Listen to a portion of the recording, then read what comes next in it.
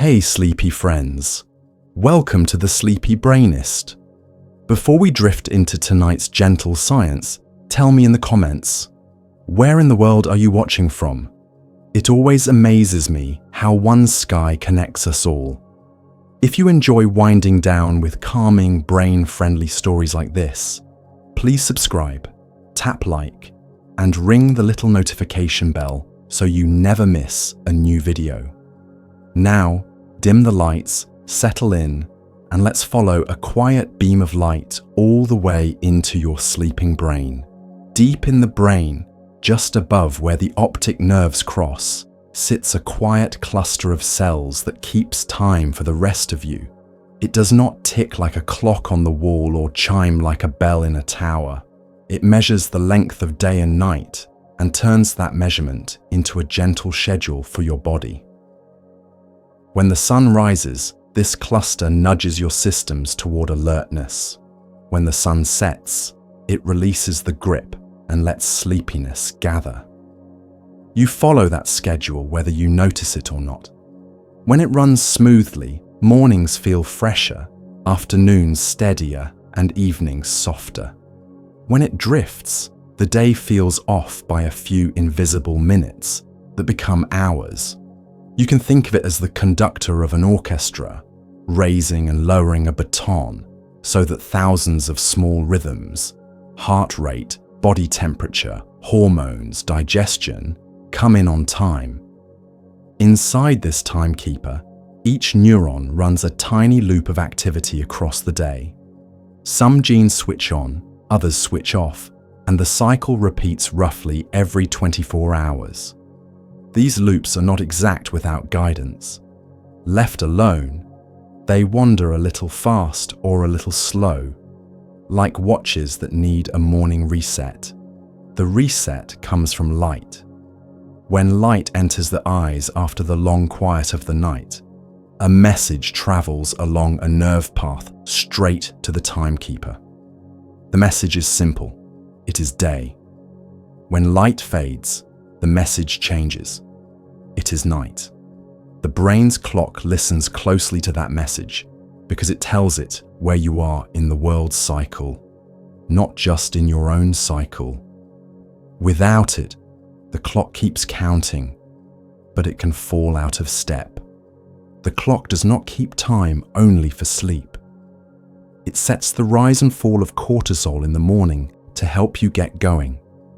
It manages the timing of melatonin in the evening to invite drowsiness. It sets a smooth curve for core body temperature, which is lower during the night and higher during the day. A curve that guides when your thinking is sharpest and when your muscles feel ready to move. It coordinates when your gut expects food and how your liver handles it. This is why eating at odd hours can feel heavy and why late exercise can leave you alert longer than you hoped. The schedule it sets is flexible, but it is not random. It prefers regular signals coming at regular times. Light is the strongest of these signals. Bright, natural daylight in the morning tells the clock that the day has begun in full. It answers by clearing the fog from sleep chemistry, lifting mood, and starting a countdown that ripens sleepiness many hours later. In the middle of the day, steady light reinforces the message that you should be awake. In the evening, the clock is listening for a different message, a soft fade. When light stays bright and blue-leaning late at night, the clock hears day when it should hear dusk, and it pushes the schedule forward. Sleepiness arrives later, and the next morning drags. Your body holds more than one rhythm. In addition to the master clock in the brain, nearly every organ has its own small clock. The heart keeps time for blood pressure. The pancreas keeps time for insulin release. The gut keeps time for digestion. These smaller clocks want to be led by the master one, and they receive orders through nerve signals, temperature changes, and hormones. but they also listen to what you do. When you eat, move, and look at light at unusual times, these smaller clocks can shift away from the master. The result is a scattered rhythm that you feel as low energy, restless nights, or waking up too early without feeling restored. This is why social schedules can matter as much as sunrise and sunset. If you wake early on weekdays but sleep late on weekends, your clock is asked to jump back and forth. It learns two different worlds that repeat every 7 days. On Monday, it must race forward. By Friday, it has drifted again. Many people call this a kind of social jet lag. There is no airplane, but there is the same mismatch between your inner time and the outside time. The more the mismatch, the heavier you may feel in the morning and the more stubborn your sleep can become at night. The clock also senses time through body temperature. In the early morning hours, your core temperature is at its lowest point. As it begins to rise, wakefulness grows easier. In the late evening, as temperature declines, sleep becomes more inviting. This slow wave of warmth and cool acts as a quiet companion to light. You help it along when you keep your environment consistent. Cooler, darker bedrooms at night. Brighter, more open spaces during the day. Even a warm bath an hour or two before bedtime can nudge the pattern by warming the skin, helping the core cool slightly afterward, which many people find soothing. There is another signal that gathers steadily while you are awake: adenosine. As the day goes on, adenosine builds up, adding weight to the desire to sleep. During the night, it clears. The clock and this sleep pressure work together. The clock says when sleep should be likely. Sleep pressure says how much you want it. If you nap too long too late, sleep pressure fades and bedtime stretches. If you drink caffeine late, it masks adenosine and confuses the feeling of sleepiness. Aligning these two, your clock's expected time and your pressure to sleep, makes drifting off feel natural, like leaning into a gentle slope rather than climbing a hill. Stress and mood wrap around the clock as well. Cortisol, often called a stress hormone, is not the enemy here. It rises in the morning to help you wake and falls across the evening to help you settle. When it spikes late due to worries, deadlines, or stimulating media, the curve flattens and the clock's signal blurs. Small, steady calming cues can restore the shape. A regular wind down, a dimmer room, a slower activity, a steady breath. None of these are dramatic, but they are listened to carefully by a system built to respond to repeatable, predictable patterns. Because this timekeeper is tuned to light, it can be trained with kindness. If your mornings feel heavy, a small step is to seek light earlier, even through clouds. If your nights feel long, dimming lights a little sooner and letting screens rest farther from your eyes sends the right hint. If your meals wander late, bringing them gently earlier gives your organs a more unified signal. You do not have to change everything at once. The clock prefers steady nudges over sudden commands. Each day you repeat a small cue. The next day it listens more closely. Travel and changing work hours are special tests. When you move across time zones, the clock keeps home time for a while. It expects light, meals, and activity on the old schedule. You can guide it by giving it the new schedule piece by piece. Morning light at the destination, earlier bedtimes nudged by softer evenings, and patience as the smaller clocks follow.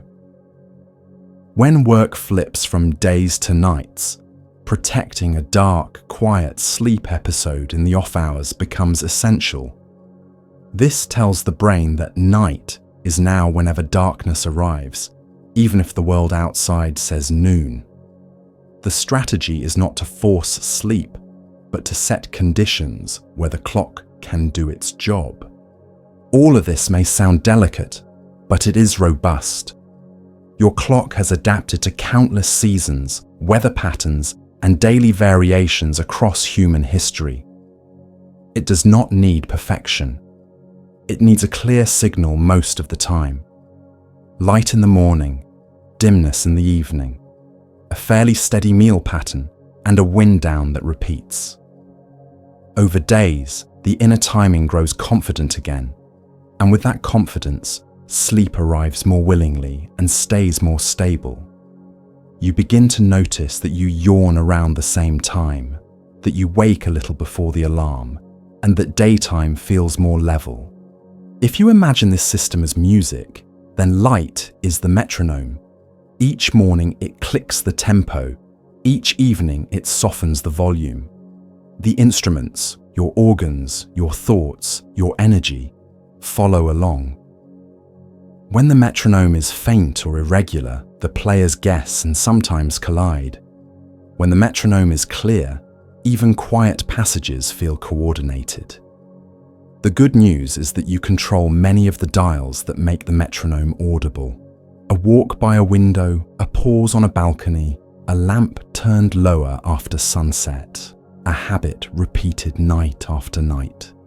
These are small, ordinary acts, but inside, they are heard as the strongest instructions. So as you sit here, perhaps with the room a little darker than before, it can help to picture that small region above the crossing nerves, listening patiently for the first sign of morning and the last glow of evening. It does not need complicated commands. It prefers gentle, repeated cues that say the same thing day after day. With those cues, the schedule of your body begins to line up with the schedule of the world outside, and sleep becomes less of a task and more of a tide that carries you along. Keep this picture nearby as we continue, because understanding how the clock listens makes it easier to send it the messages you want it to hear. Long before your eyes assemble a picture of the world, the edges, colors, and movement, they perform a quieter task. They measure the presence of day itself. Tucked among the familiar rods and cones is a sparse network of cells whose job is not to help you see a bird or read a page, but to feel the sky. These are special ganglion cells that carry their own light-sensing pigment. They do not ask the image-forming parts of vision for permission. They glow a little when blue cyan light touches them, and they whisper to the brain's master clock, "It is bright," or "It is dim." Think of them as tiny weather stations for light, streaming the forecast of the day straight to the timing centers that govern sleep and alertness. They care less about detailed scenes and more about the overall tone of the world, whether the soundtrack is loud daylight or hushed dusk. Because they are tuned for ambience rather than detail, these cells respond slowly and steadily. A camera shutter snaps. These cells linger. They integrate light over minutes, smoothing out flickers and distractions, so the clock hears only what matters, the trend. Step outside and they gradually swell with a clear message. Step into a darkened theatre and they gently fade.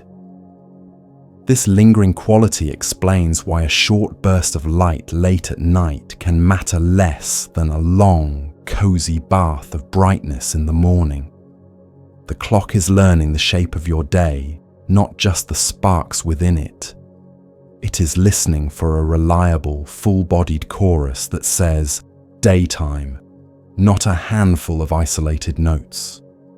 The pigment inside these cells is especially sensitive to the blue cyan part of the spectrum, the same slice of daylight that scatters across the sky and paints midday a soft, cool hue.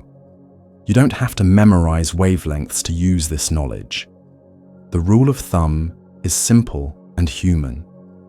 Outdoor light, particularly earlier in the day, contains the signal that wakes and anchors your system, while warmer, dimmer indoor light after sunset allows the sleep chemistry to gather. The cells are not snobs.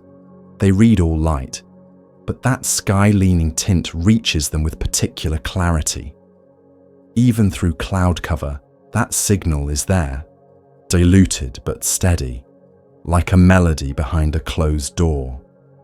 These light-sensing cells do not keep their message to themselves. They send it along a dedicated pathway that bypasses the visual storytelling circuits and heads straight for timing and reflex centers. One branch arrives at the tiny cluster that sets your circadian rhythm, establishing when alertness should peak and when drowsiness should bloom. Another branch visits the area that controls the pupil, quietly shrinking it in the face of brightness to protect and regulate the flow. Other connections reach regions that influence mood and the release of hormones, stitching together the experience of day as something you feel across the whole body. More energy, a readiness to move, an ease of focus. The effect is not a jolt, but a tuning, like tightening the strings of a violin until the note rings true. Because these cells measure overall brightness, distance, and direction matter. A phone an inch from your eyes can feel like a small sun, while the same screen across the room is a gentler glow. Overhead lighting that pours into the eyes from above and in front speaks louder to the system than a shaded lamp behind you. Sunlight through a window still counts, but the message grows loudest when you step into the open air, where brightness bathes the entire visual field. If you picture your eyes like two tiny courtyards, light that fills the courtyard from many angles leaves a stronger imprint than a narrow beam sneaking under a door. Eyelids are not blackout curtains. In the early morning, light can seep through them and tickle these cells, nudging your clock even before you open your eyes. This is why thin curtains and early dawns can draw you gently toward wakefulness, and why, if you need to sleep later in bright seasons, a darker room can feel like kindness. At night, the same sensitivity can make small, sharp light sources feel larger than they look, especially in a dark bedroom. The tiny LED on a charger, the slice of hallway brightness under the door, the notification flash, each is a syllable in the language your clock understands. Covering them or softening them turns the bedtime story back into a whisper. Another quiet truth: the content you view can change how bright a screen feels to your eyes. A white page, a pale map, or a vivid game throws more light at the clock sensors than a dark, calm scene at the same slider setting. Enlarging text, choosing darker backgrounds in the evening, and simply holding the device farther away reduce that effective brightness without drama. You are not banning technology. You are teaching light to match the time of day. The clock rewards this politeness with an easier descent into sleep later on. Age changes the eye's front window slightly, often filtering more of the sky's blue cyan notes before they reach the inner sensors. This does not break the system. It just means the world can feel a touch dimmer to the time-keeping pathway. The remedy is the same one your biology has always favored: regular exposure to daytime brightness and regular retreat from evening glare. For children and teenagers whose clocks naturally drift later, morning light works like a gentle tug earlier, while keeping nights cozy and dim protects the body's urge to sleep from being pulled onward past midnight. The eye is a negotiator across the lifespan, always working with what it receives. The signals from these cells also intersect with movement and posture. When you go outside and look around, your eyes take in not only brightness, but distance and motion. The brain reads that as daytime behavior, reinforcing the message to stay alert. Indoors, hunched close to a screen, brightness alone can tell the clock day, while the rest of the body whispers night. This mismatch can confuse. A small ritual helps. Lift your gaze, look across the room or out a window, let your shoulders open, breathe a little deeper, and let brighter light touch your eyes from the world beyond your device. In that posture, the message becomes consistent. It is day, and I am awake for it. At dusk, the same system hopes for the opposite. A slow retreat of brightness, a lowering of gaze, a shift to foreground tasks that ask less of your attention. Because the timekeeping cells are slow and steady, they do not mind if you dim in steps. One lamp instead of many, side lighting instead of overhead, a book more than a feed. The cells begin to report faithfully that the world is calming. Behind the scenes, the brain's chemistry listens and replies by easing off alertness signals and letting the evening hormone begin its rise. You feel this not as a switch, but as a softening. Less chatter in the mind, less drive to do, more willingness to settle. The eye's hidden sensors also play a role in how resilient you feel to time changes.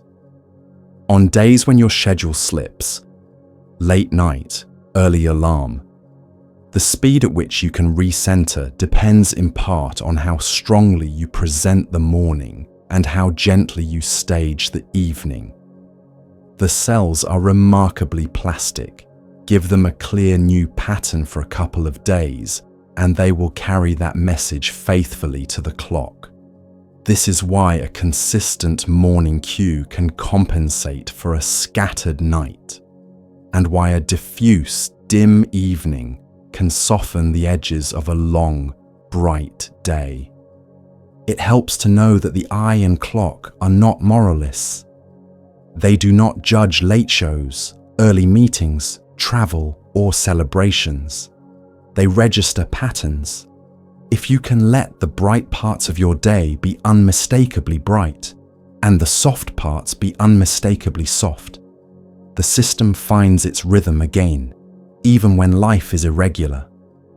Opening the blinds after waking, stepping near a window for a few minutes between tasks, taking a brief stroll outdoors after lunch, dimming lights one by one as the evening grows. All of these are ways of speaking the clear, simple language these cells understand. So, while rods and cones paint the world for your conscious mind, this other pathway paints time for your deeper biology. It listens for the sky's color, the breadth of brightness across your view, the duration of light through your day, and the grace of darkness as night approaches. With every small adjustment you make, where you sit to read, how you angle a lamp, when you invite daylight in, you are training a system that wants very much to be trained. You are giving the clock the information it needs to declare a confident morning and a reliable evening. And in that clarity, sleep begins to feel less like a negotiation and more like a tide that knows when to come in.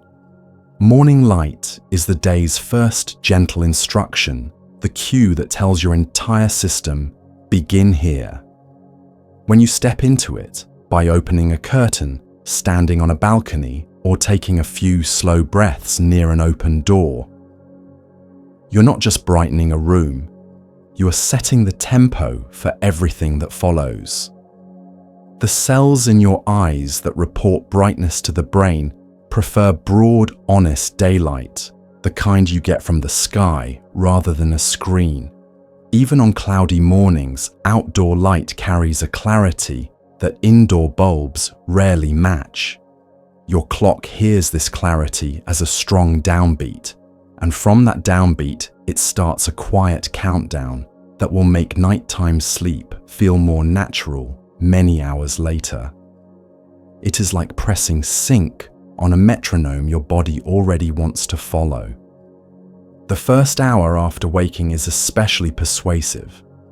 Light in this window does more than open your eyes. It anchors the timing of your hormones, your temperature curve, and your alertness. The little rise of morning energy many people feel is helped along by a normal surge of cortisol, your get up and go signal. And morning light helps sharpen and time that surge so it lifts you rather than jangles you. At the same time, that light draws a curtain on the night's chemistry, helping melatonin drift away so grogginess eases. You do not need to stare at the sun or chase a perfect beam. Let the sky fill your view, blink slowly, and let the brightness soak in as you breathe. A few unhurried minutes outdoors, or by a bright window if that is what you have, is enough to change the feel of the entire day. Think of morning light as the friend who shows up on time. When you see that friend at the same hour most days, you relax into a routine without having to force it. If you wake at 6, bring light to your eyes near 6. If you wake at 8, bring it near 8. The content of the light matters less than the consistency of the timing. A short walk with your first cup of tea, a stretch near an east-facing window, a pause on the steps while you listen to the birds. These are small habits that tell the clock, we start now. The brain respects repeated patterns, and morning light is the most legible pattern you can offer. Distance, duration, and direction all shape how strong the message feels. Light that fills your whole gaze is louder to the clock than a small, bright square held close. That is why stepping outside, where the sky surrounds you, works so well. As for duration, you can think in minutes, not hours. Many people find that 10 to 20 minutes of honest daylight shortly after waking is a sweet spot, and on very bright days, even a few minutes can have an effect. On dim winter mornings, give yourself a little more time or sit nearer to a window to send a clearer signal. Face the general direction of the sky, not into the sun, and let your posture be open, shoulders easy, eyes soft, breath steady. Clouds do not cancel the signal. A grey morning can still be many times brighter than a living room. If rain keeps you inside, pull a chair to the brightest window and let the whole frame fill your sight while you read, plan, or simply sit. If you commute, stand by the train doors or the largest pane you can find for a few stops, and let your eyes wander to the outside world. If you drive, park for a minute before you head in and look out across the open space, letting that soft daylight wash over you. The clock listens to the overall trend, not to perfect conditions. Morning light also shapes mood in ways that are felt more than measured. A simple moment in the open air can lift heaviness and sharpen your sense of time passing in a good way. The mind drifts toward plans and gentle focus when the body receives a clear daytime cue. Pairing light with a small, repeatable ritual makes it stick. A short walk after you brush your teeth, watering a plant by the window, a few pages of a calm book with the blinds open. These are not chores, they are anchors. Over days, you may notice that your energy rises earlier and declines more gracefully, that meals land more comfortably, and that bedtime feels less like a negotiation. If your schedule runs late and you wish it were earlier, morning light is the safest lever to pull. Let it reach you a bit sooner each day, even by 15 minutes, and dim your evenings a little earlier to match. The clock advances in small steps and appreciates patience. If your life pushes you the other way, nights that run long, mornings that cannot be early, then protect the light you do have. Step outside as soon as you wake, whenever that is, and keep your bedroom dark at your own night. The body cares more about the shape of your personal day than about what the wall clock says, and light is how you draw that shape. Families can build this anchor together. Children benefit from a bright breakfast nook, blinds open wide, and a few minutes near a window before school. Teenagers, whose clocks naturally tilt later, can use a shot of morning light to nudge earlier wakefulness without scolding or struggle. Older adults, who may wake before dawn, can sit by a lamp before sunrise and then give themselves plenty of daylight once it arrives, which helps steady both alertness and sleep timing. Pets already understand. Notice how they seek the sun patch on the floor in the morning and nap more willingly when dusk deepens. Seasons and latitude complicate the picture, but not the principle. In summer, the sun may rise long before you do, so the task is simply to greet it when you wake and then manage the late evening brightness so it does not push bedtime away. In winter, when mornings are slow to lighten, be generous with whatever sky you can find and add movement, gentle stretching, a short indoor walk near windows, to amplify the wake-up effect. If your area stays dim for long stretches, consider placing your favorite morning chair where the light is best. Even the ritual of opening curtains with a single, smooth motion can become part of the cue that the day has begun. There is also a practical, body-wise layer to all this. Morning light coordinates hunger, digestion, and temperature in ways that reduce friction.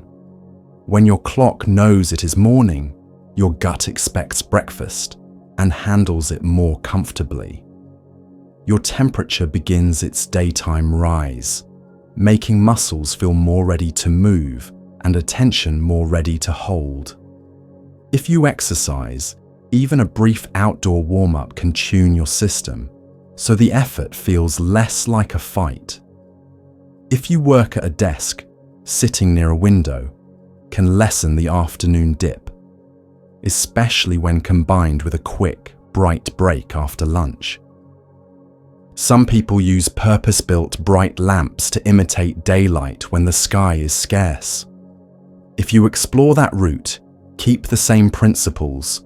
Use them early.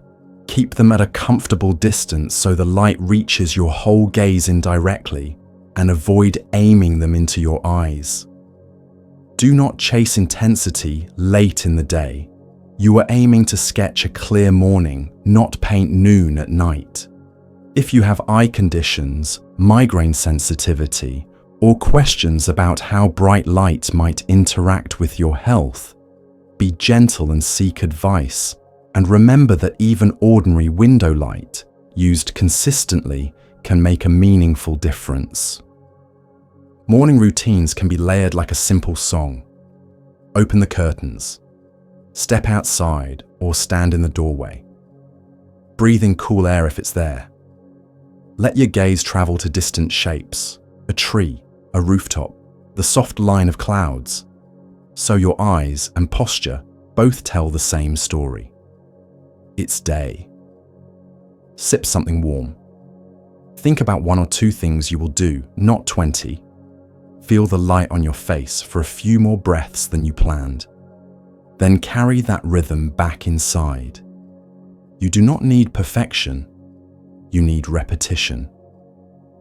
The clock does not keep score. It keeps time.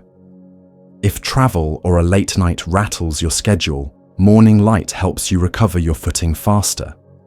On the first day in a new time zone, step into the local morning and let your eyes drink the sky. Even if you slept poorly, that light will start rewriting the script toward local time.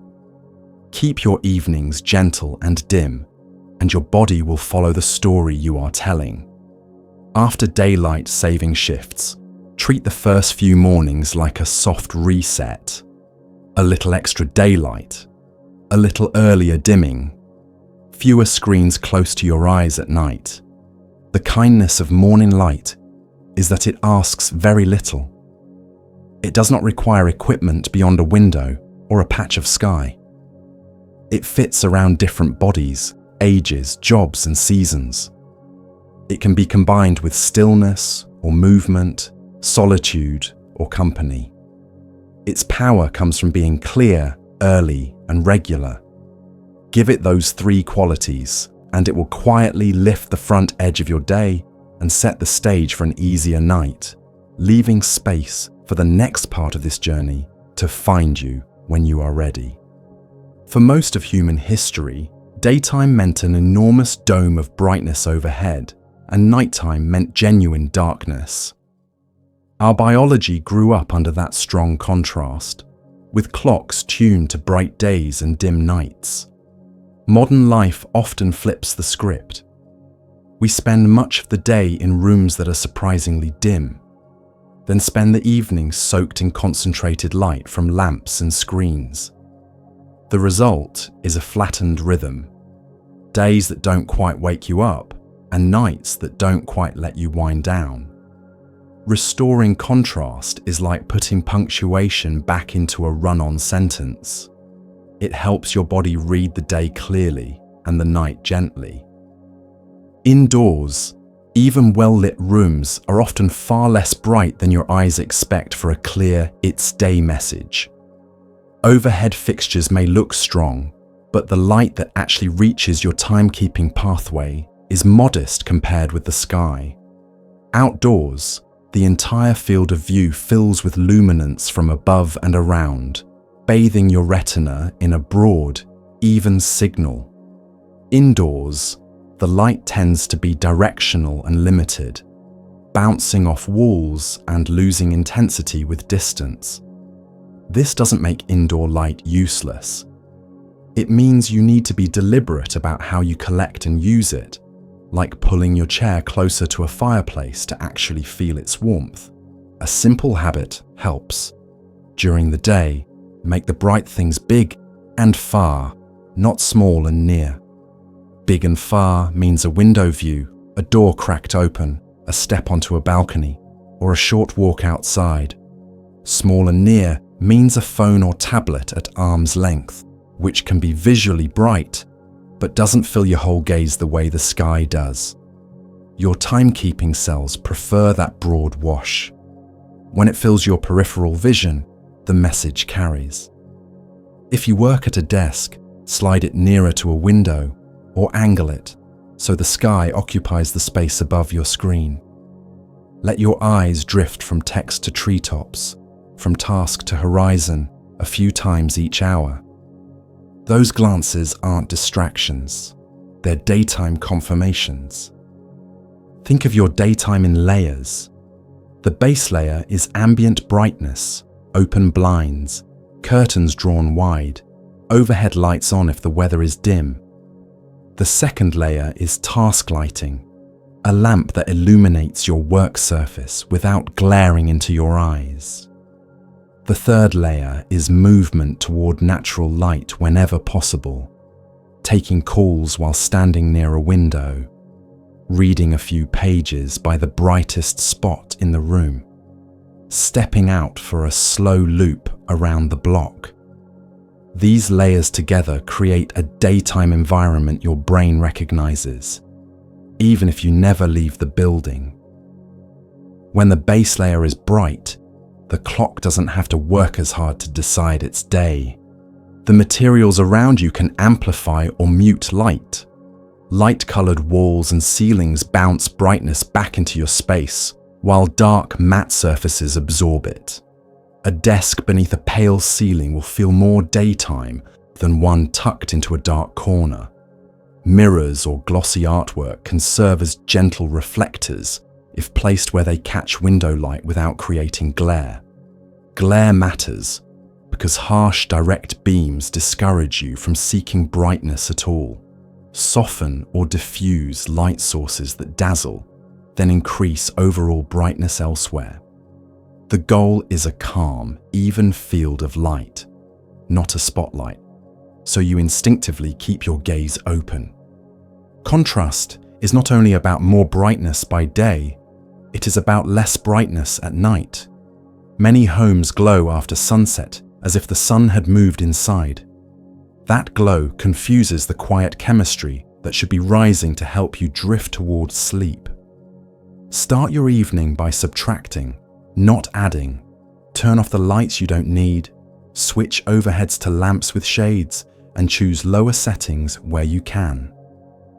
Place lights at or below eye level so they wash surfaces rather than shining straight into your pupils. If a room needs to stay active, keep brightness concentrated on the task and let the rest of the space recede. You're not aiming for darkness yet, just a noticeable step down from day. Screens deserve a special note because they pack a lot of light into a small rectangle. During the day, you can use them freely if the ambient brightness is high. Your clock reads the room, not just the device. At night, reduce the screen's intensity in more than one way. Lower the brightness, yes, but also increase text size so you can view from farther away. Select darker themes that reduce the bright background, and choose calmer content that doesn't keep your attention locked for long stretches. A screen across the table feels like a modest lamp. A screen 6 inches from your face feels like a tiny sun. If your daytime must be indoors, schedule deliberate light snacks. Imagine 3 nudges, one in the first hour after waking, one around midday, and one in the late afternoon. Each nudge can be 5 to 10 minutes in the brightest place available. Sit by a window with your tea. Pace a corridor that ends at a glass door. Stand under a skylight, or step outside to breathe and look up. These snacks add up, reinforcing the day's profile even when the weather is dull. Pair each with a tiny ritual so you remember them. The same mug, the same stretch, the same song. Your clock loves repetition more than intensity. Workplaces often compromise brightness for screens, keeping rooms dim to reduce glare and eye strain. You can balance both by brightening the periphery while shading the immediate area around your monitor. A floor lamp behind your screen, pointed at the wall or ceiling, creates a halo of ambient light without washing out the display. A matte screen protector or a subtle hood can cut reflections so you can tolerate a brighter room. The aim is comfort that still reads as daytime, not a cave with a bright rectangle floating in it. Seasonal shifts change the canvas, but not the principle. In long summer evenings, the sky can stay bright well past the hour you hope to unwind. Use blinds and curtains, like a dimmer on nature, pulling them halfway during the period you want your chemistry to pivot toward night. In winter, bring your chair right up to the brightest window in the morning and add electric light early in the day rather than saving it for evening. Build a midday window walk habit when the sun is highest, even if brief. The sky is a partner. Sometimes you lead. Color temperature gets a lot of attention, but brightness is the main storyteller. Cool white light feels more like daytime, in part because it's often brighter or placed more directly in your field of view. If you are sensitive to harsh, cool tones, you don't need to flood your rooms with them to get the benefit. Keep daytime light abundant and broad, regardless of color, and keep evening light softer and more localized. If you enjoy tunable bulbs, let them ride along, brighter and cooler in the morning, steady through midday, then warmer and dimmer through the evening. Let the changes be gradual, so your body slides rather than stumbles. Architecture can help you cheat toward brightness. Work perpendicular to a window rather than facing it head-on. That way, the sky fills the side of your vision without dazzling you. Choose the seat that lets you glance at the horizon rather than a hallway. If you share a space, designate one day chair by the light and one evening corner with a lamp and soft throws. You teach your body place-based cues. This spot wakes me, that spot settles me. Children respond to this almost immediately. Breakfast by the window becomes a naturally bright ritual. Bedtime stories under a shaded lamp become a naturally dim one. The biology behind these choices is steady. Bright, widespread daytime light strengthens the amplitude of your internal rhythms. Hormones rise and fall more cleanly. Body temperature makes a clearer daily curve, and sleep pressure builds in a way that sets you up for a satisfying night.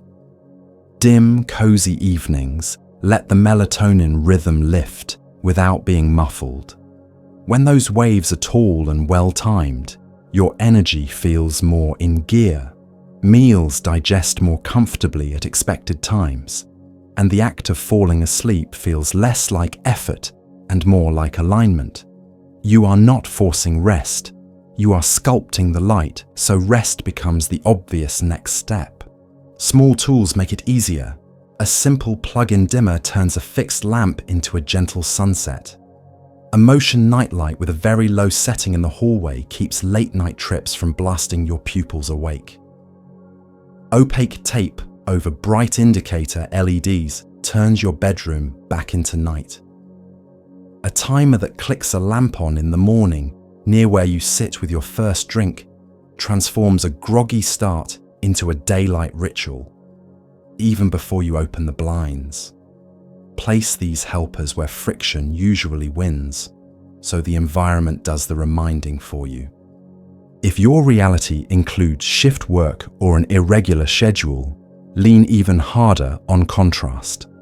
Make your day unmistakably bright whenever you need to be awake, and your night unmistakably dim whenever you need to sleep. Blackout curtains, an eye mask, and a small warm nightlight you can navigate by form a trio that lets your brain believe in night, even at noon.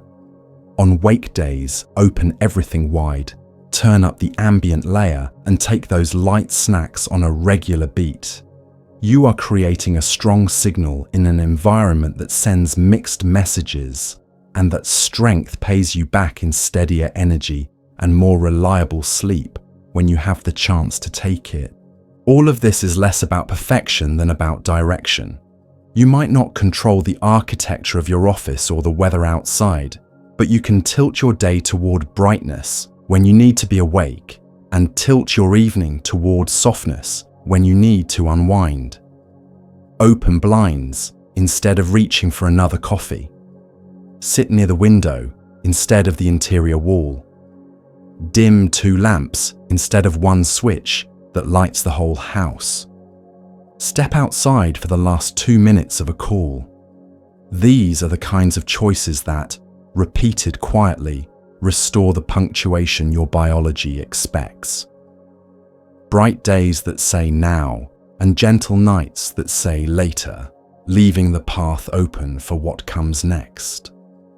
As daylight thins, your body begins a quiet negotiation with darkness, and the most persuasive negotiator is a hormone that works best when the room lowers its voice.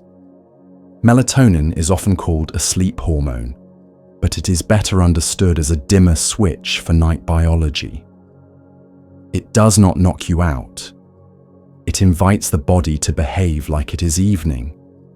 Core temperature begins its slow descent, alerting signals soften, and the mind loosens its grip on the day.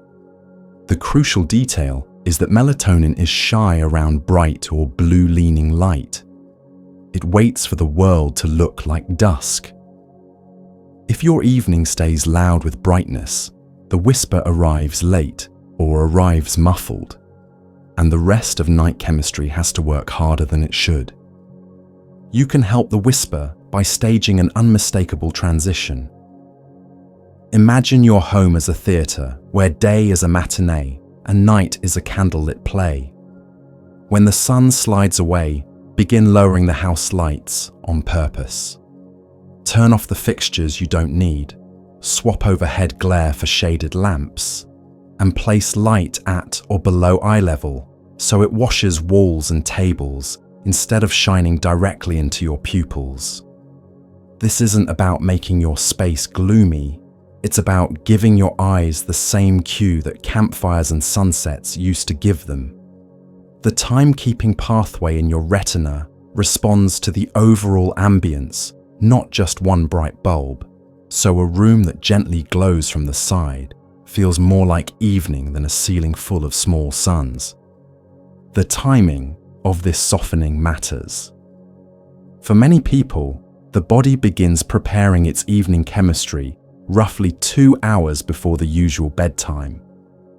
If you begin dimming lights near this window, you create a clear runway for the rise of melatonin. If you can't shift everything, pick one anchor, the moment when the brightest lights go off and the evening lamps come on. Let this anchor happen at about the same time each night, even if the rest of your schedule wobbles. The brain loves a repeated cue at a consistent moment. It learns to treat that moment as the signal to change gears. Color temperature has its role, but brightness is the main storyteller. Warmer bulbs feel calmer partly because they are often less intense and less likely to stimulate the blue-sensitive cells that talk directly to the clock. If you use tunable lights, let them imitate what you wish the sky were doing. Brighter and cooler in the morning, steady and neutral through the day, then warmer and dimmer as evening develops. If you don't have tunable lights, no problem. Shades, lower wattage, and distance do the same job. A lamp behind a plant, a fabric shade that softens edges, a light bounced off a wall. All of these create a dusk-like field that your eyes register as night approaching.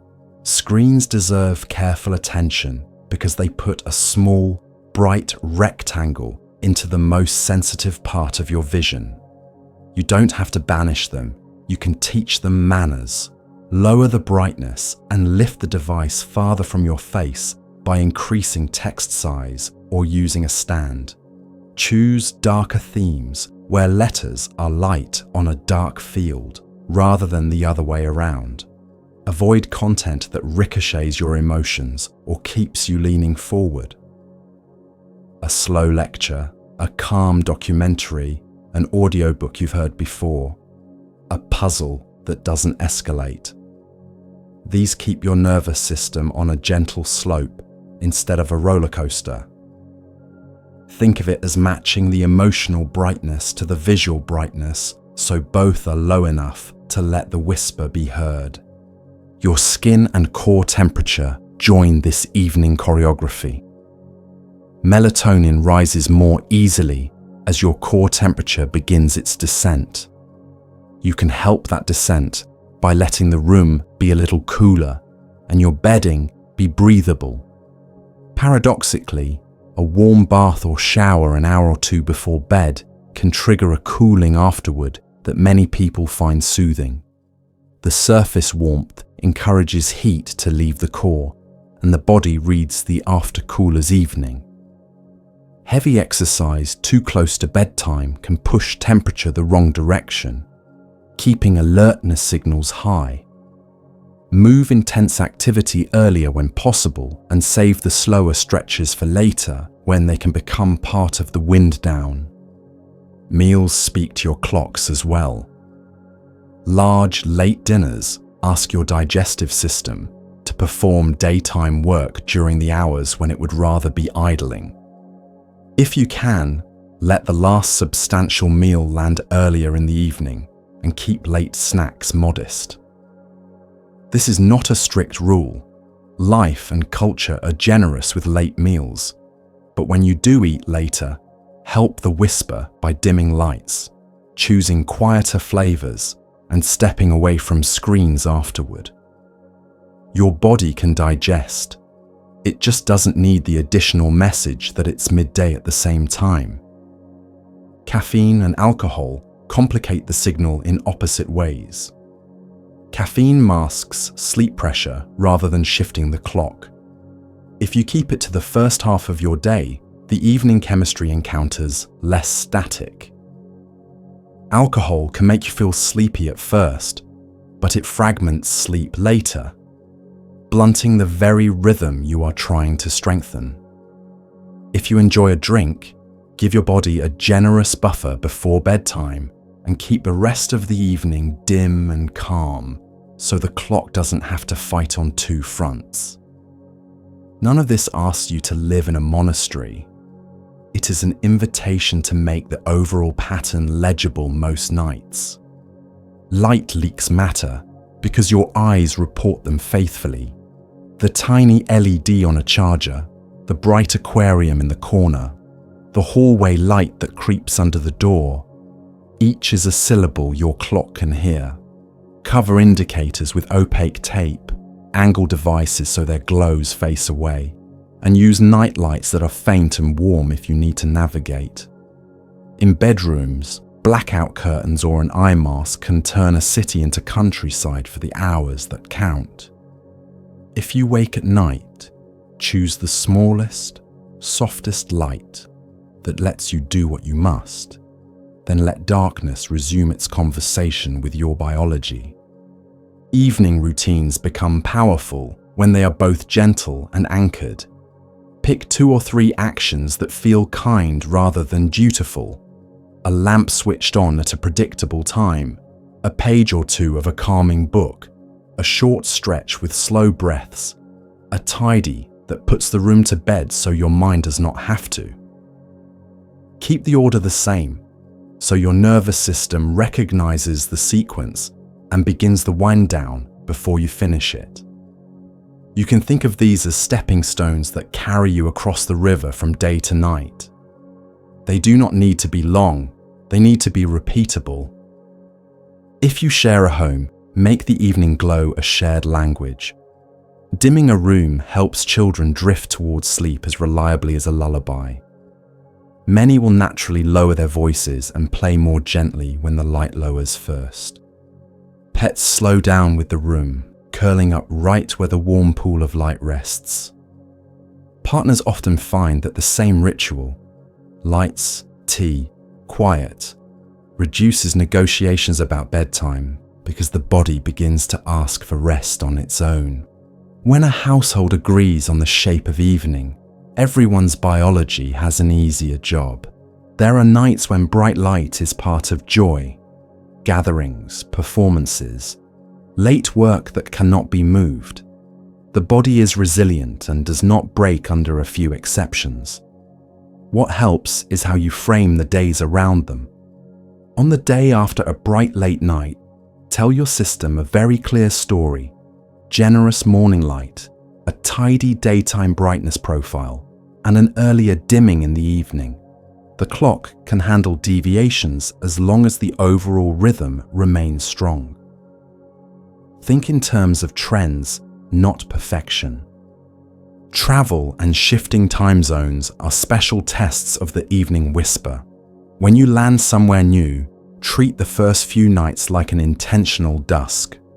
Dim early according to the local clock you want to adopt, even if your mind feels bright, and give yourself a small, predictable wind-down sequence. Keep light low if you wake at odd hours, and save the strong light for the local morning. Each evening you stage gently is a vote in favor of quicker adjustment, and each bright sunrise you greet is the next vote. If certain conditions make you sensitive to light, migraines, eye strain, seasonal mood shifts, lean into the same foundations with a little extra kindness. Softer lamps, lower angles, and layered light that avoids glare are not luxuries. They are tools that let your nervous system settle. You can also pair the visual dusk with a sensory one. Quieter sounds, a familiar scent, a cup of something warm that you only sip in the evening. The nervous system reads these cues as part of one story, and melatonin rises more freely when the story is consistent. Remember that the point is not to chase sleep, but to clear the way for the chemistry that makes sleep straightforward. When the world around your eyes looks like evening, your inner signals line up more gracefully. Melatonin's whisper grows audible. Temperature drifts down, heart rate eases, and the mind releases its grip on the day's timeline. You become a person living in a room that invites night rather than resists it. A few dimmed lamps, a softened screen, a cooler pillow, a calm page, a breath that lengthens. The sum of these small choices hints to your biology that the day is done, and the body responds by making it feel true. The most reassuring part is how quickly the system learns. Give it 3 or 4 evenings of clear, kind signals, and it begins to anticipate them, so that the yawns arrive on their own, and the turn toward rest feels earned rather than engineered. If a day runs late, if a week is chaotic, you can return to the anchor the very next night, and the whisper will find you again. You are not trying to invent a new rule. You are returning to an old rhythm, one that hears the lowering of light as a sign that it is safe to soften, and that the next chapter of night can unfold when you are ready. Screens are not villains. They are bright, persuasive storytellers that speak directly to the same pathways your body uses to tell time. The story they tell depends less on the device itself and more on when, how, and how closely you invite it into your eyes and mind. A phone 6 inches from your face at 11 p.m. is a different creature than a tablet across the table at 3 p.m. And both are different again from a quiet television viewed from the couch while a lamp glows softly at the side. Your biology hears these differences as changes in light intensity, distance, field of view, and emotional tempo. Once you understand that, you can let screens remain in your life while you teach them to keep better company with your sleep. During daylight hours, screens fold neatly into the background if the room itself reads as day. When ambient brightness is high, blinds open, skylight or window nearby, overhead light balanced by wall or ceiling bounce. The signal to your timekeeping system is awake, and the device adds detail rather than rewriting the message. The trouble begins when the room is dim and the screen becomes the main sun. Then the light pours into your pupils from a tight rectangle, and the sensors that inform your clock interpret that rectangle as surprisingly large. To soften that effect, lift the baseline of room light by day and enlarge the field of light around your work. A lamp that washes the wall behind your monitor, a desk placed perpendicular to a window, a pale ceiling that reflects light back into the space. These turn the screen into a note in a chorus instead of a soloist with a megaphone. Evenings are a different conversation. As your body prepares night chemistry, what matters most is not simply blue light, but brightness and proximity. A cool-toned screen held far from the eyes can be gentler than a warm-toned one, inches away at maximum brightness. So the first lever is distance. Increase text size, use a stand or keyboard, and treat your device as something you look at, not into. The second lever is brightness itself. Lower it more than you think, and pair it with dark mode so your background no longer floods your gaze. The third lever is timing. Give your screen a last call that gradually shifts earlier on the nights you want deeper sleep. You might not always make the curfew, but your nervous system learns to expect the dimming, and the melatonin whisper rises more clearly when the light steps down on schedule. Content has brightness too, an emotional brightness that can be louder than the pixels. Fast, novel, or competitive media spikes alertness in the same hours you are trying to let alertness ebb. In the evening, swap novelty for familiarity. A slow documentary, a a series you've already seen, an audiobook read in a steady voice, a gentle puzzle that doesn't escalate. These nudge your physiology toward a calmer slope. If you notice the telltale cues of arousal, leaning forward, holding your breath, chasing the next clip, treat them like you would a too bright lamp and dial them down. Let your mind be a lake with small ripples instead of a river after rain. Notifications are little lightning strikes. Each ping, banner, or badge drags your attention through a doorway and floods your eyes with a microburst of light and anticipation. In the hours after sunset, silence as many of them as you can. Use scheduled, do not disturb, tuck attention-hungry apps into folders off your first screen, and move messaging that can wait into a single check-in. When you reduce the number of doors your mind feels compelled to open, you reduce the number of times you turn toward brightness and away from the whisper that says, "We're done for today." If you must use a screen late, night classes, caregiving, deadlines, stack the odds in your favor.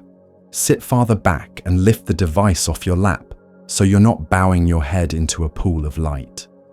Place a small, warm lamp to the side so your pupils don't dilate completely in a dark room and drink the screen like a spotlight. Choose text or static images over fast motion. Keep the window smaller on the display so the rectangle doesn't dominate your view. And take short, regular pauses to drop your gaze to the floor or the middle distance while you breathe slowly. Each pause lets your nervous system step off the treadmill for long enough to remember where the incline knob is. Many devices offer night shift or warm screen settings. They help, but only as part of a broader pattern. Warming the color without lowering the brightness and increasing distance is like whispering kindly into a megaphone. Use the features, but also do the analog things. Dim the room, dim the screen, move the device, slow the content, and set an end.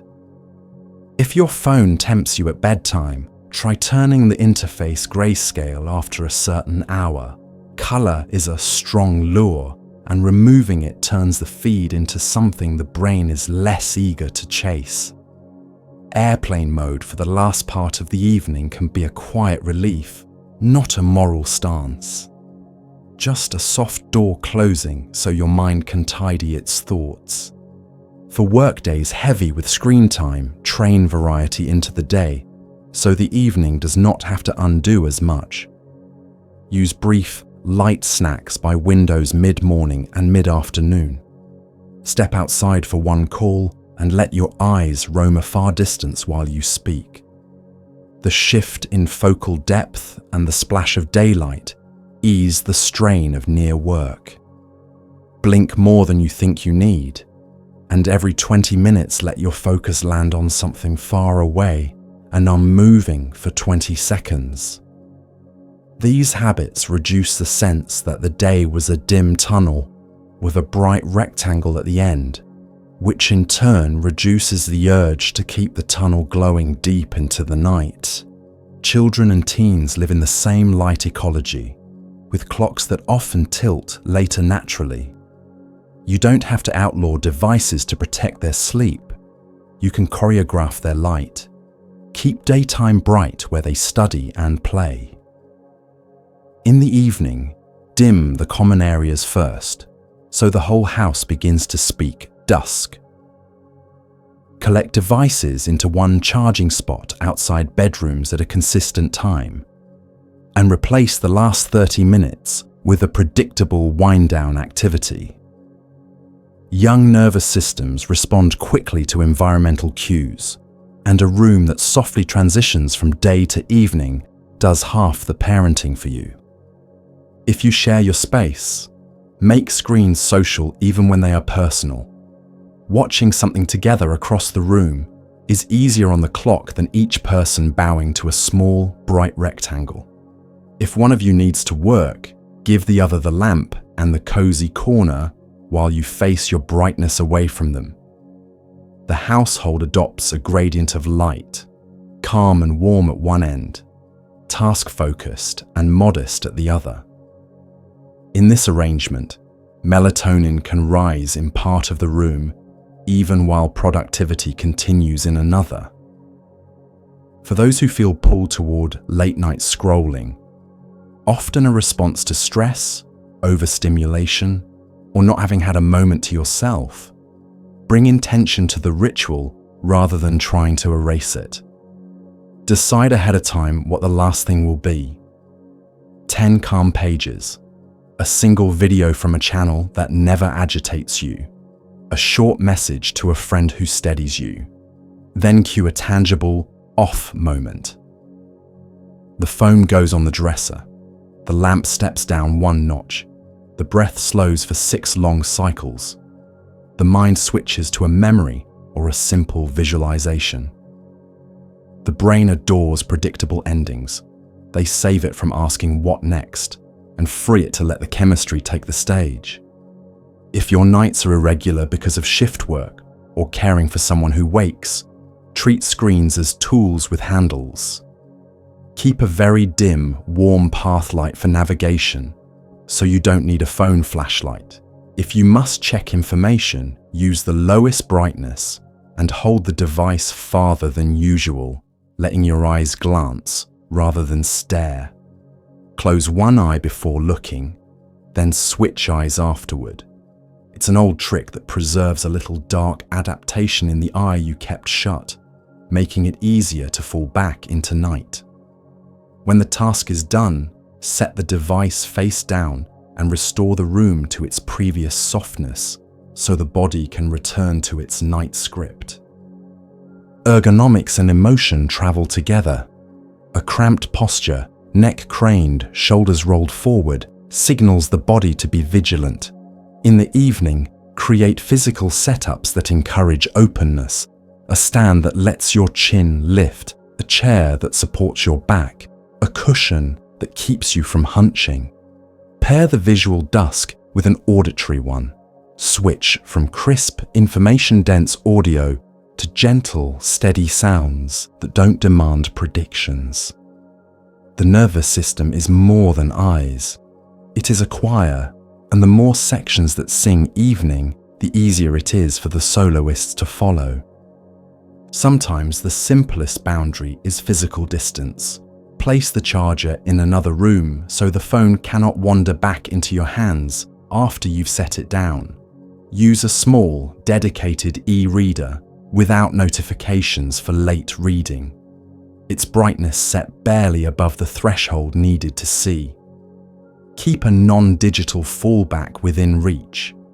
A paper journal, a deck of calming prompts, a book that asks little, to catch the moment when your thumb wants to refresh a feed. Make the easier thing the better thing by how you arrange the room and let habit do the rest. None of these adjustments ask you to give up modern life. They ask you to choreograph it. By day, lift the ambient light so your devices ride in a bright sea. By evening, lower the lights and raise the distance so your devices become small islands in a dim bay. Slow the emotional tempo of what you watch and read when your biology is shifting into night mode. Create a visible end to the screen's role each evening so the body can play its part without competition. With practice, screens become domesticated, still useful, still entertaining, but no longer in charge of the hour your body would like to claim for sleep. And as these patterns settle in, you'll notice that alertness arrives more smoothly when you need it and recedes more gracefully when you invite it, leaving a calm gap for what follows next. Darkness is not an absence. It is a tool, and when you shape it with care, your body reads it as permission to soften. Imagine the place you sleep as a gentle cave that holds night steady even when the world outside is restless. Start with the biggest surfaces, the windows and the door. because stray light loves seams and gaps. Curtains that only kiss the window frame let light pour around the edges. Curtains that wrap the frame tell your eyes a different story.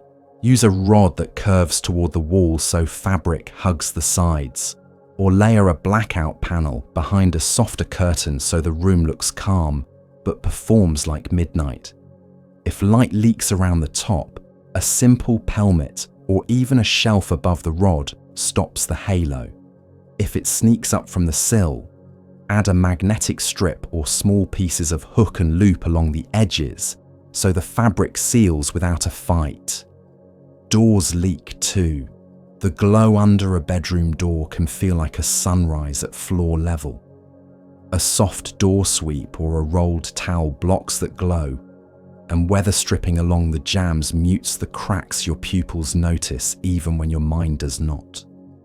Street lights, passing headlights, hallway brightness, and blinking electronics all speak the language your circadian system understands. Treat their voices with kindness, but confidence. Reposition the bed so your eyes don't face the brightest source. Turn the head of the bed away from windows and away from direct sight lines to door gaps. If you use a clock, choose one that is dimmable or place it where it faces away from you and only peaks up when you tilt it.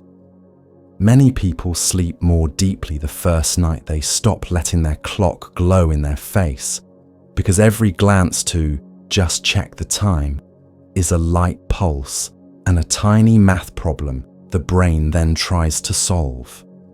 If a device insists on shining, place a strip of neutral density or frosted tape over the indicator so it diffuses rather than pierces.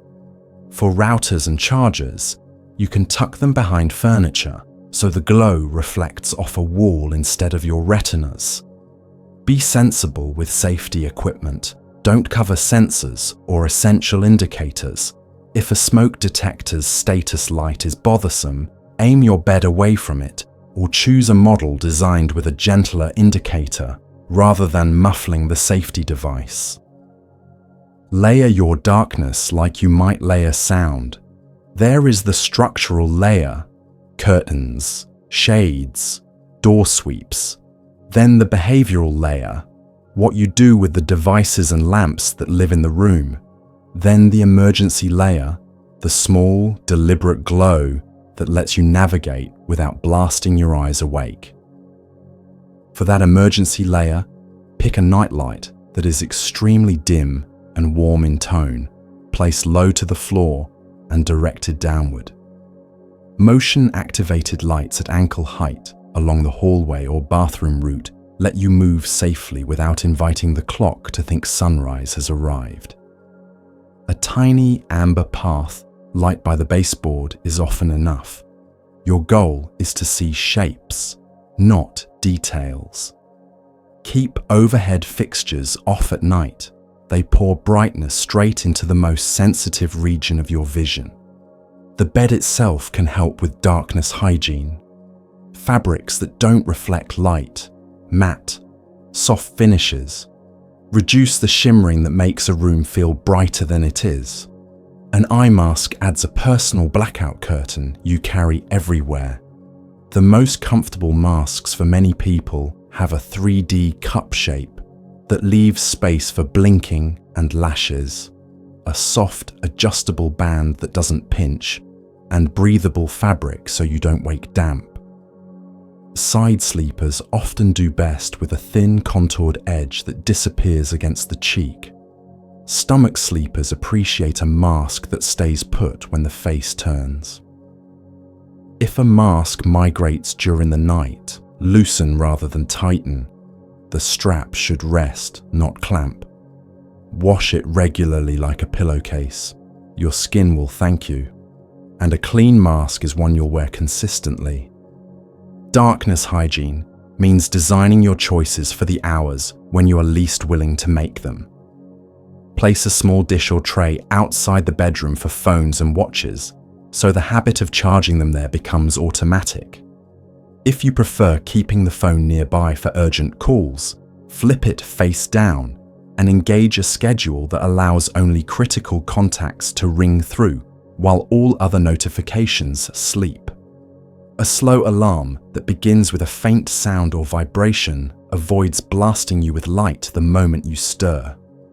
If a sunrise-style lamp helps you wake, set it to begin after your usual final sleep cycle, so the earlier night remains truly dark.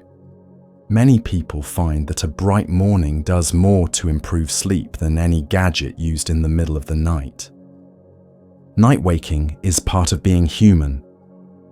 Darkness hygiene is about protecting those moments so they don't balloon into a full rehearsal of the day. If you wake, resist the overhead switch. Keep a tiny warm book light with a low first setting if you need to read a few pages to settle. Clip-on models that spill light only onto the paper let the rest of the room stay night. In the bathroom, a motion light at floor level or a bulb on a dimmer set very low is kinder than the mirror strip at full blast. Close one eye before you turn on a small light and alternate eyes on different nights. The eye you kept closed stays more adapted to dark, making it easier to return to sleep when you switch the light off. When the task is done, let the room return to the same level of darkness it kept before you woke, so your brain recognizes that nothing about the night's story has changed. Summer dawn creeps earlier, and without planning, it can pull your sleep forward, whether you want it to or not.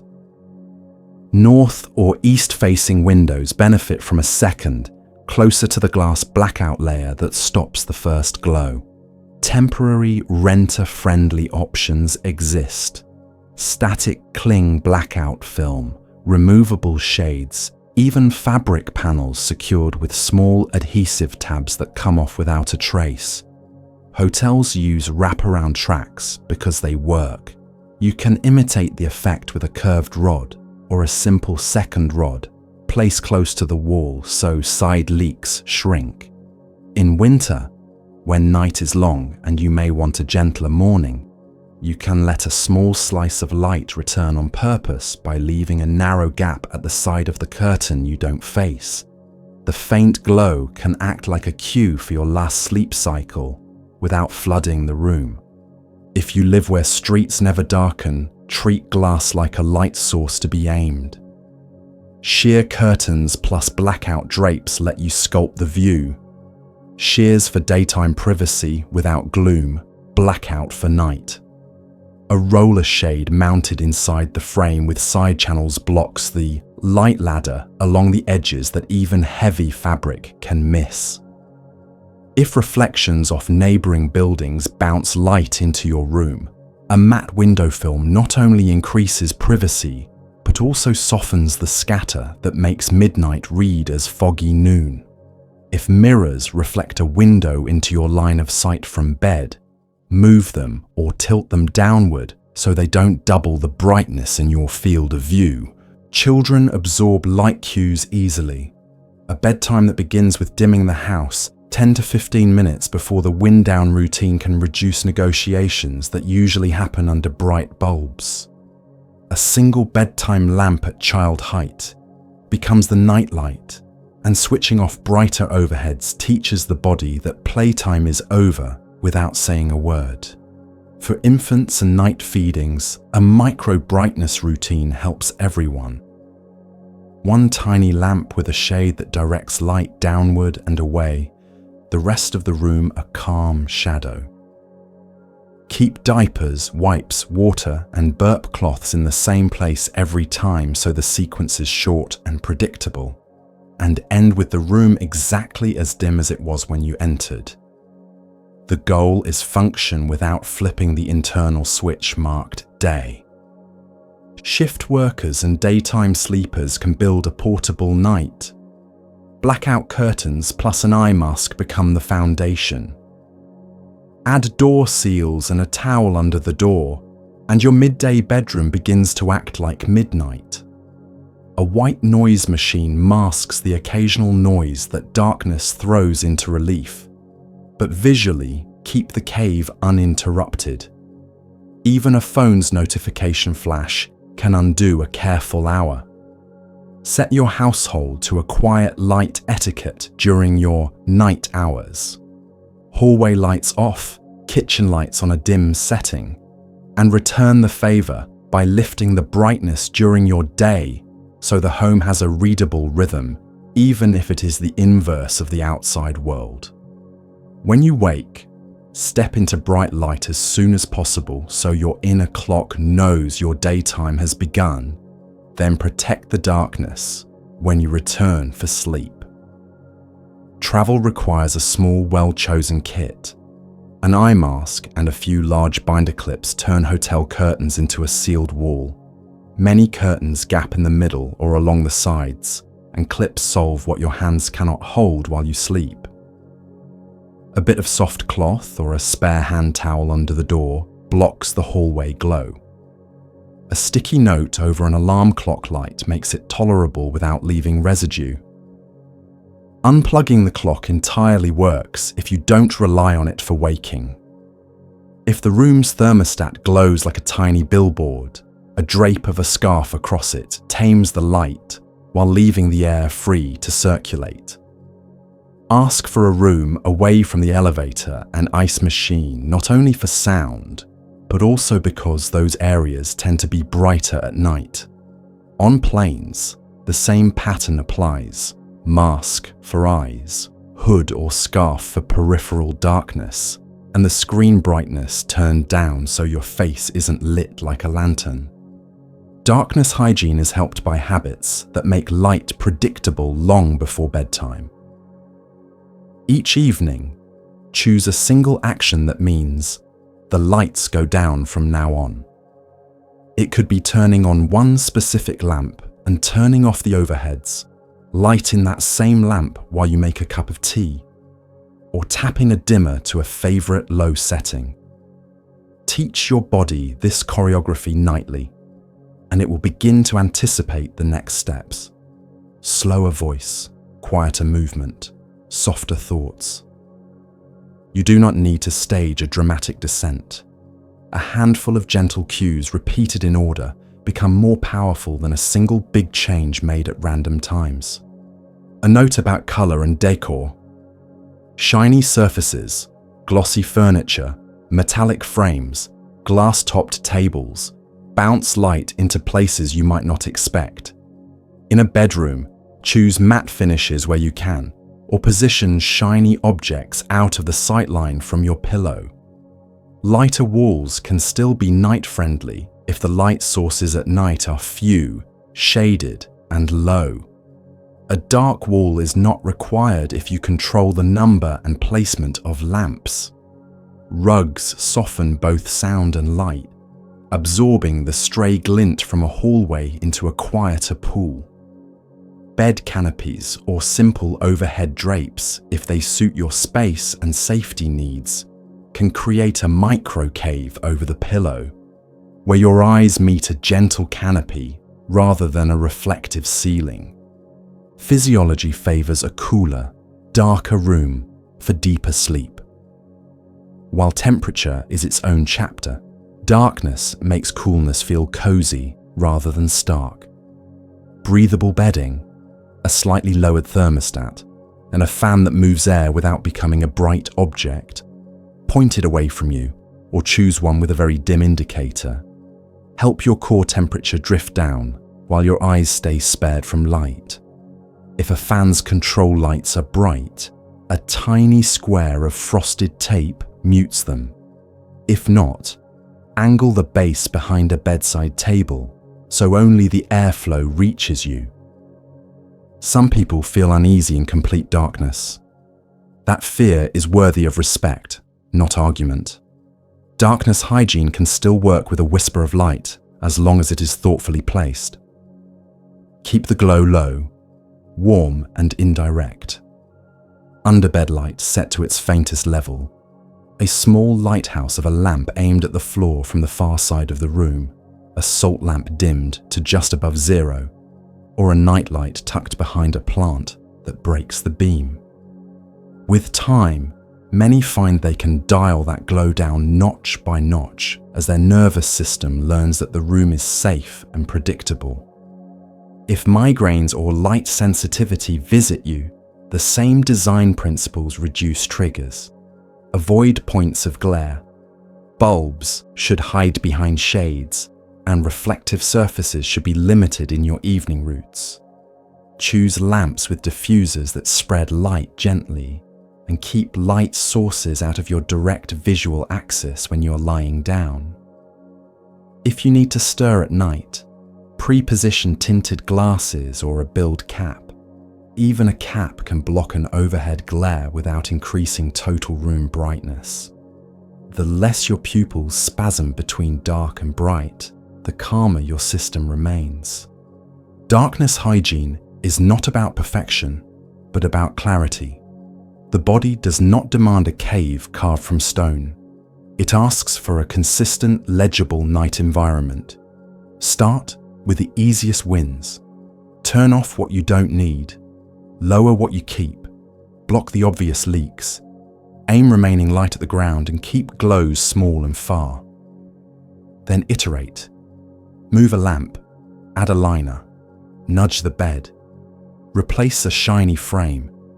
Cover the stubborn little LED that cuts across the room at 2 a.m. Each small change seems trivial in daylight and meaningful in darkness, because the receptors that set your rhythm respond to the sum of these choices. A practical way to test your room is the arm's length silhouette test. Sit or lie in your usual sleeping position. Let your eyes adapt for a minute. Then extend your hand and spread your fingers. If you can see crisp edges and lines easily, the room may still be too bright. If you can only just perceive your hand as a soft shape, you're near the zone where the night chemistry hums comfortably. Another check. Can you read the time on a digital clock from your pillow without moving your head or touching anything? If yes, turn it down or turn it away. Adjust, rest, and notice whether waking at night becomes less animated and falling back to sleep becomes less effortful. The gift of darkness hygiene is not only better sleep, but also a kinder evening mood. Rooms that transition to a softer palette invite quieter conversations, slower movements, and the kind of thinking that unspools rather than tangles. Your nervous system learns that the day has an ending shape and that the night has a beginning shape. You step into that shape almost without deciding to, because the environment carries you the last few inches. When the world outside shouts in light, your cave whispers back with shadow, and the body listens to the whisper because it arrives the same way every night, steady, warm, and clear. When your schedule leaps across time zones or flips from days to nights, light becomes the steering wheel and timing becomes the map. Your inner clock is willing to move, but it listens to a very particular language. Bright light at one part of the day pushes the rhythm later. Bright light at another part pulls it earlier, and darkness lets the new setting take root. The key is not to power through, but to give your biology the right sequence of cues so it can walk itself to the new time rather than being dragged there. Think of jet lag and shift work as temporary mismatches between your inner day and the outside day. Light, darkness, and a few small behaviors align those 2 days until they overlap again. For eastbound travel, when your destination's morning arrives sooner than your body expects, you are asking your clock to advance. Advances are possible, but slightly harder than delays, so you help them along with earlier light and earlier dimming. If you have a few days before you fly, nudge your schedule forward in small steps. Wake 30 to 60 minutes earlier each day. Step into morning light immediately. Bring meals a little earlier, and dim your evenings a little sooner. On the flight, set your watch to destination time as you board. If the destination will be morning when you land, keep light exposure low during the hours that correspond to your biological night. Window shade down, cap or eye mask on, screen brightness minimal. Then open yourself to light when the destination's morning actually begins. At the destination, make the first strong light of your day happen early local time. A short outdoor walk works even on cloudy days. Avoid bright evening light for the first several nights. Use shades, lamps at or below eye level, and quieter activities so melatonin can rise on local time. Keep naps short. A 20 to 30 minute rescue nap can steady you without stealing nighttime sleep. If you need a longer nap, try a single 90-minute cycle ending before mid-afternoon, then return to local light as soon as you wake. For westbound travel, when your destination's day runs later than your inner day, you are asking for a delay, and delays are usually easier. Here you court late local light and hide from early local light for the first day or two. If you can pre-shift, let evenings run a little later and mornings start a little later in the days before departure. On arrival, seek bright light from mid-afternoon into early evening to push your clock later. Enjoy an outdoor stroll. Dine al fresco if you can, and keep the morning gently dim at first. Sunglasses and a cap during an overly early local morning are not rudeness to the scenery. They are tools that prevent your clock from advancing before you want it to. As you settle, allow the early mornings to brighten gradually, and keep bedtime a notch later than your inner habit until your sleep pressure builds at the new hour. Red-eye flights and long hauls benefit from staging your light-like scenes in a play. Treat the plane cabin as a dim evening unless the destination's morning has already begun. Sleep when the destination's night would be happening, even if that means closing your eyes while others watch movies. Hydrate regularly, skip heavy late meals that ask your gut to perform daytime work in your biological night, and move gently now and then to keep comfort high without spiking alertness. If you wake before the cabin lights rise and it is still night at your destination, keep your eyes in shadow, mask on, screens dark. When the destination's morning starts, lift the shade and let your gaze rest on the sky for a few minutes. Blink slowly and give your clock the downbeat it needs.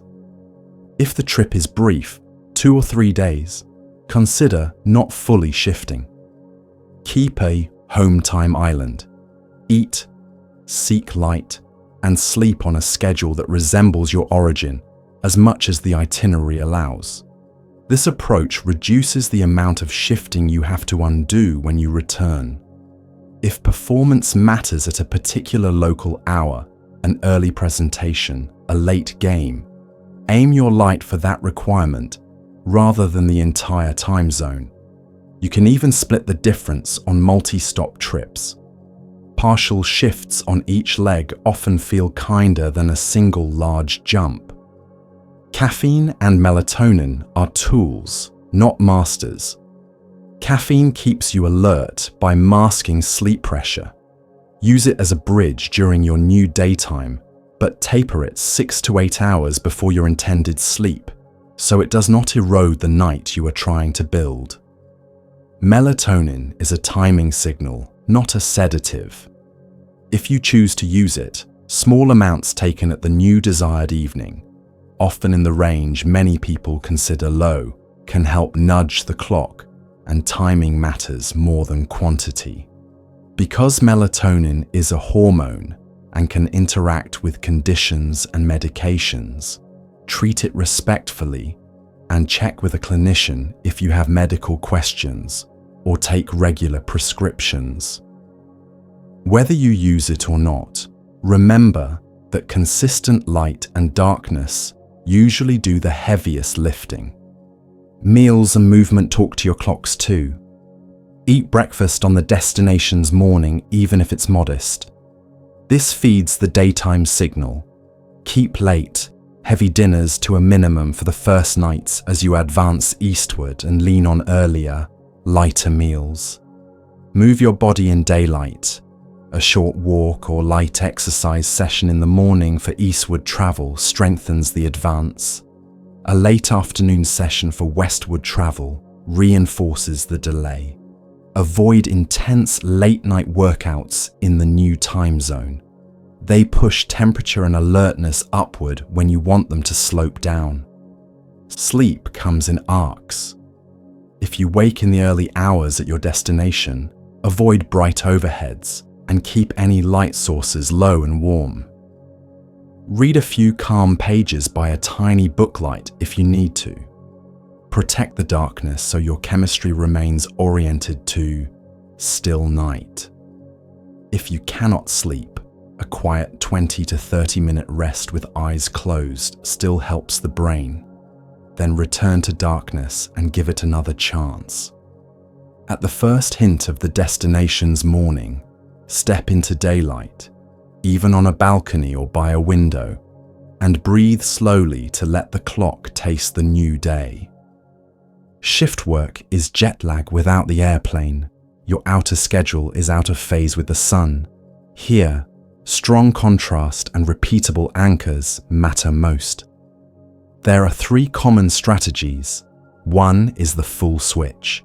Treat nights as day and days as night for the block of shifts. This works best when shifts are grouped and your non-work life can flex. Use bright light, either outdoor light during breaks or purpose-built bright lamps at work, in the first half of the shift to set daytime, then dimmer, warmer light in the final hours so you can land the shift without dragging alertness into your bed. On the commute home, wear very dark sunglasses and a cap to avoid morning light. Once home, keep your bedroom a true cave. Blackout curtains, eye mask, cool air, and a very quiet, warm, low night light, only if needed to navigate. Anchor a consistent night sleep episode in daylight hours. Ideally, 6 to 8 hours in a solid block if your life allows, and protect it with phone settings and household agreements. The second strategy is the split night, a pre-shift nap and a post-shift core sleep.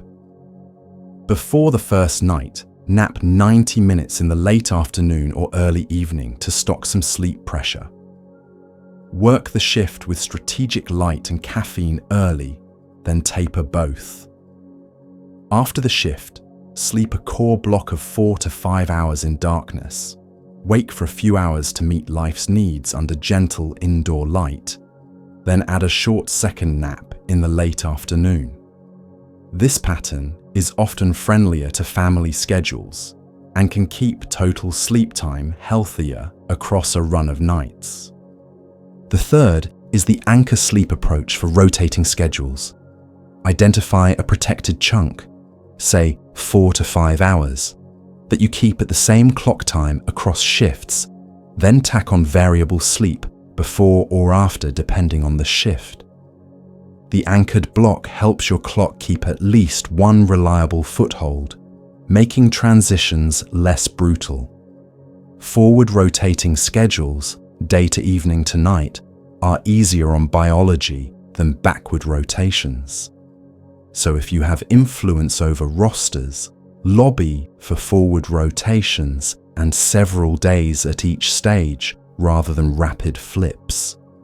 Light choreography during the shift is practical.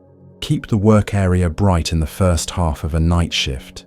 If light boxes are used, angle them off to the side, not directly into your eyes, and glance toward them periodically rather than staring.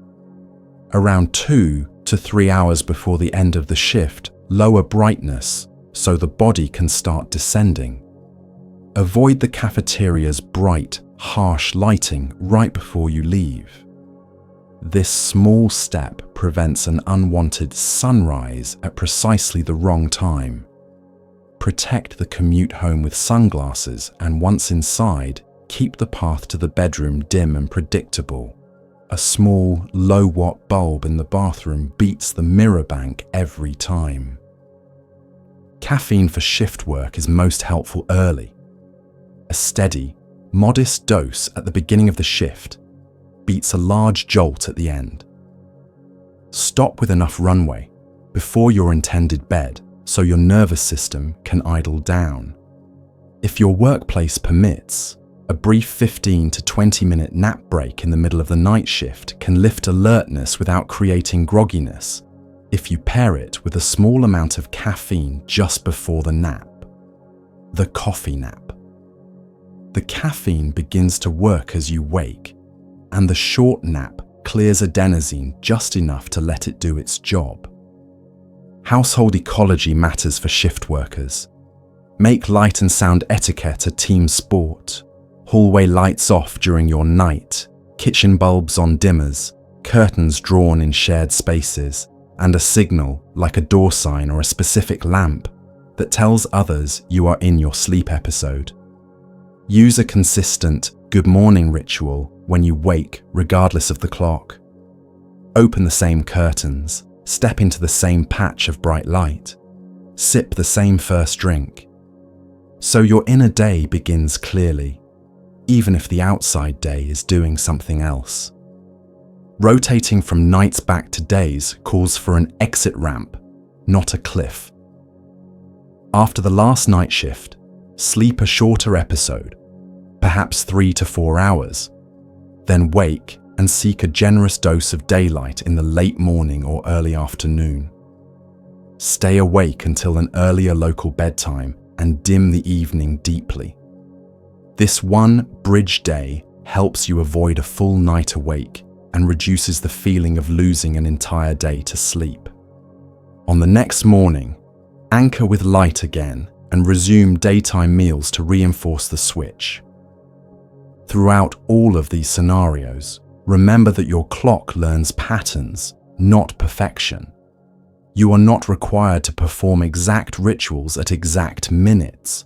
You are teaching the system to expect bright, honest light at the beginning of your chosen day, softer light as your chosen evening approaches, darkness when you sleep, and small kind routines around meals, movement, and screens that match the time you want your body to believe.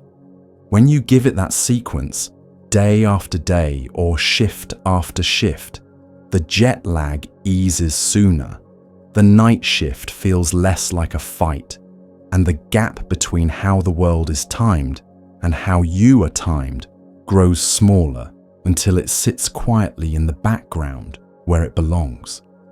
The length of the day is a moving tide, and your body feels the pull whether you watch the horizon or not. Near the equator, the tide is steady. Days and nights share the calendar almost evenly all year. Farther north or south, the tide swells and ebbs with the seasons, stretching daylight long in summer and trimming it short in winter. Your inner clock is built to read this changing script. It listens for the total amount of light in the 24-hour cycle and the slope of dusk and dawn.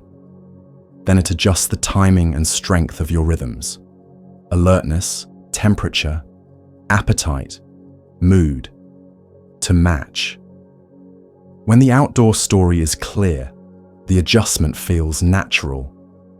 When modern life muddies the cues, dim days indoors, bright evenings from screens, irregular bedtimes, the seasonal shift can press on mood and sleep like weather pressing on a window. The remedy is not to fight the season, but to learn its grammar and speak it on purpose.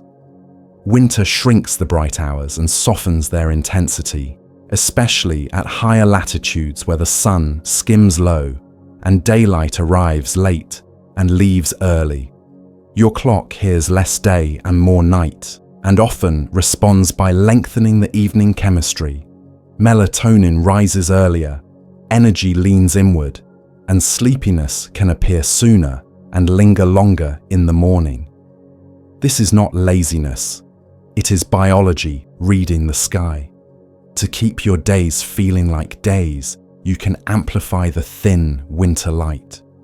Open blinds as soon as you wake and sit near the brightest window while you drink or read. If the sky is dim, add electric light in the morning rather than saving brightness for evening. A floor lamp that bounces light off a pale wall or ceiling can make the room feel like daytime without glare. Venture outside as early as you reasonably can. Even a cold grey morning is often brighter to your timekeeping system than a well-lit room. If wind or rain keeps you in, move your chair right up to the glass. The goal is to let your eyes register a broad field of brightness soon after waking, so the internal countdown toward nighttime sleepiness starts on schedule. Some people notice that mood dips when the day is short. Energy thins, motivation slows, thoughts grow heavier. For many, this is a gentle drift. For some, it becomes a pattern that deserves a name and support. Light is part of the response, not the whole story, but it is a powerful part. Purpose-built bright lamps can stand in for winter sky when used thoughtfully. Early in the day, at a comfortable arm's length, angled so the light reaches your eyes indirectly while you go about a quiet task. Timing beats intensity. The earlier you sketch your morning with brightness, the more clearly your clock recognizes the day. Pair this with outdoor moments whenever the weather allows, and with evening dimming so night still reads as night. Movement adds another brushstroke. Gentle exercise under bright light magnifies wakefulness and helps the temperature curve rise during the hours you want it high. Keep social contact warm in winter too. Conversation in a bright cafe, a morning class by a window, a walk with a friend on a pale afternoon, all stitched together cues your biology listens to. Light, motion, and connection. Meals in winter benefit from a steady schedule. When the day is short, late dinners can push physiology into a mixed message, digesting like noon while light says night. Try letting your main meal land a touch earlier and keep late snacks small. Your gut will respond with less heaviness, and your clock with a cleaner evening slope. If you drink coffee, aim it toward the earlier half of your day. When daylight is scarce, caffeine that strays too late can flatten the very curve you're asking light to sharpen. The same goes for screens. Give them a narrower window in winter evenings, so their concentrated brightness doesn't crowd out the dusk your eyes are trying to collect. Slowing the emotional tempo of content after sunset helps too. Winter evenings reward gentler stories. Summer reverses the arithmetic. At higher latitudes, the sun lingers in the sky like a generous guest who doesn't notice the hour, and your clock can be tempted to push bedtime later and later. Long light is welcome for mood and activity, but it can steal from the depth of sleep if it leaks unchecked into the hours when melatonin should rise. Here, contrast is your ally. Enjoy the morning and midday brightness, then begin to manage the evening with curtains, blinds, and lamp choices, so that your home starts to look like dusk, even if the sky is still bright. Place light sources lower and softer, and let overheads go quiet after dinner. If your bedroom faces the late sun, double up. A shade mounted close to the glass to block edge leaks, and a heavier curtain to tame what gets through. If early dawn wakes you before your last sleep cycle is finished, add a wraparound curtain rod or a simple light-blocking film at the window edges, and keep an eye mask by the bed for mornings when the sky outruns your alarm. Heat adds its own page to the summer script. Warm nights keep core temperature elevated, and because body temperature is meant to fall in the evening as part of the sleep invitation, a hot bedroom can blunt that invitation. Shade the room in the late afternoon. Move air with a quiet fan pointed away from your eyes, and keep indicator lights dim or covered so cooling solutions don't become light sources. Breathable bedding and a slightly cooler pillow help the inner temperature curve descend even while the air stays warm. If you're using a sunrise lamp to wake early for summer plans, be sure its glow begins close to your intended final sleep cycle, rather than encroaching on the middle of the night. Spring and autumn are transitions, and transitions are when rhythms can wobble. The brain adjusts well when changes are gradual. It stumbles when a clock shift or a sudden schedule change collides with inconsistent light. In these shoulder seasons, lean on routine. Anchor a reliable morning light moment soon after waking. Protect a dimming ritual in the 2 hours before bed, and keep meal times within a predictable band. If your region changes the clock by an hour, start sliding your evening and morning cues a few days ahead. 15 minutes earlier or later each day is enough to bleed the shock out of the switch. On the new clock's first morning, treat light as medicine. Step into it, breathe, and let your eyes register a clean daybreak. Latitude doesn't just move sunrise and sunset, it changes how light behaves at the edges of the day. Near the poles, twilight can last for hours in summer, a gentle slope from bright to less bright without true darkness. Your biology appreciates the slope, but it still needs a floor. If you live far north or south, build that floor indoors. Blackout shade plus curtain, an eye mask you actually like to wear, and an evening lighting scheme that looks like you've carried dusk inside. During winter polar nights, the opposite applies. A long twilight into a long night. Here, raise a false sunrise indoors right after you wake, then chase real outdoor light when it appears. If there is no real daylight during your waking hours, stack the deck with bright indoor mornings, midday light snacks, and consistent dimming cues after your chosen sunset. The clock can follow an invented day as long as you repeat it with conviction. Mood rides the seasons with you. Many people feel more buoyant in spring and summer when light stretches, more reflective in autumn, more inward in winter. There's comfort in knowing this is a shared pattern, not a private failing. You can tilt the slope in your favor with predictable, bright mornings and warmly dim evenings, but also with small, specific joys you schedule like light. A path you walk, because the trees throw an interesting pattern at noon. A cafe table that catches the pale winter sun. A late afternoon bench in summer where you sit while the sky begins its long farewell. Pair these with small, repeatable creative or social acts. 5 minutes of sketching by a window. A message to a friend sent from the brightest corner of the room. And your nervous system begins to anticipate not just light, but meaning in those hours. Children and teenagers display the seasonal tug openly.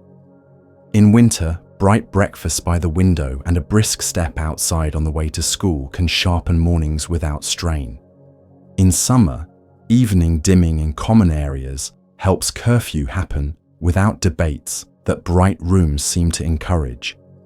Older adults often wake earlier, and winter mornings can feel especially long before daylight arrives. Put a favorite chair where the earliest light will be.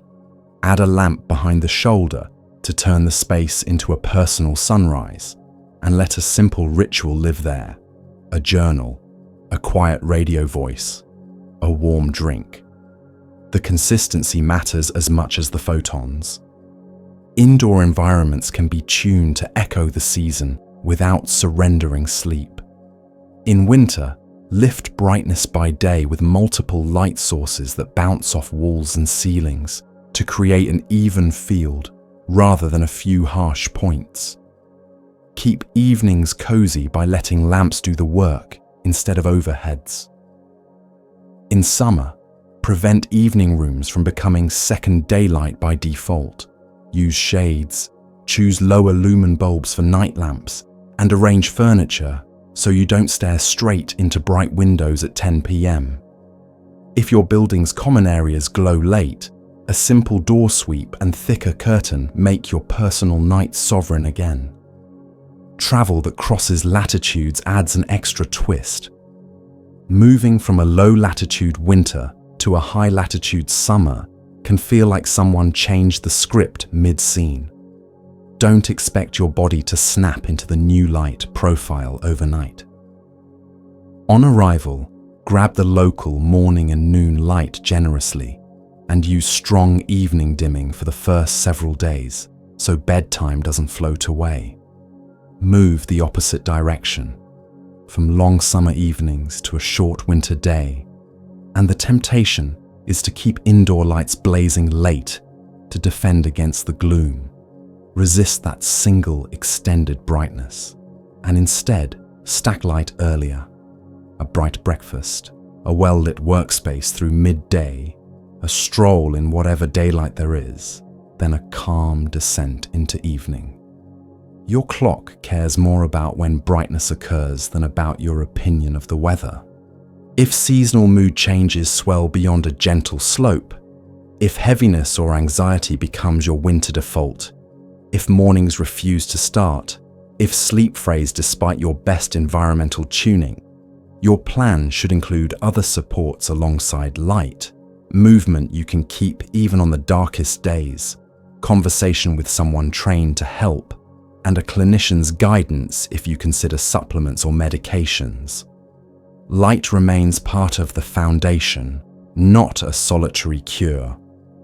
Small doses in the right places build sturdier days than heroic bursts at random times. Everything about seasons teaches patience. Your rhythms are not switches, they are waves. Brighten the front half of the day when the world offers less light. Soften the last part of the day when the world offers too much. Notice the earliest cues. Your first yawn, your first ease of focus, your first sense that evening has a taste, and match your environment to those moments. The more often your eyes experience a day that clearly begins and clearly descends, the less the season feels like a force pushing you around, and the more it feels like a cycle you're riding with a hand on the rail, ready for the next turn. Some people wake as if their mind already knows the first line of the day. Others bloom slowly, feeling most alive when the city quiets and the evening opens. This spread is not a flaw to be corrected, but a spectrum to be understood. Your chronotype is the tilt of your inner day, the time your biology prefers for waking, moving, thinking, eating, and sleeping. It has roots in genetics and is shaped by age, light history, season, and habit. Morning types tend to grow sleepy soon after dusk and wake near dawn. Evening types gather focus late and feel sleepiness arrive closer to midnight or beyond. Most of us sit somewhere between, with a lean toward one side that shifts gently across the years. Rather than fighting it, you can learn to steer it with light, timing, and small, repeatable routines, so your biology and your life meet each other halfway. Think of your body's schedule as a wave that rises across the day and recedes at night. The crest of that wave, the time when attention, mood, and body temperature peak, sits earlier in larks and later in owls. Behind the scenes, your evening chemistry, begins its climb at different hours in different people. For some, the night signal appears in early evening, for others, much closer to midnight. That timing matters because it anchors everything: appetite, exercise readiness, creativity, social energy. You can alter that anchor a little with intention. Morning light presented to the eyes soon after waking shifts the anchor earlier. Bright light late at night shifts it later. Darkness lets the chosen anchor settle in. This is why the same day feels radically different to two people under the same roof. Their anchors sit at different points along the clock. Chronotype is not fixed through life. Children often lean earlier.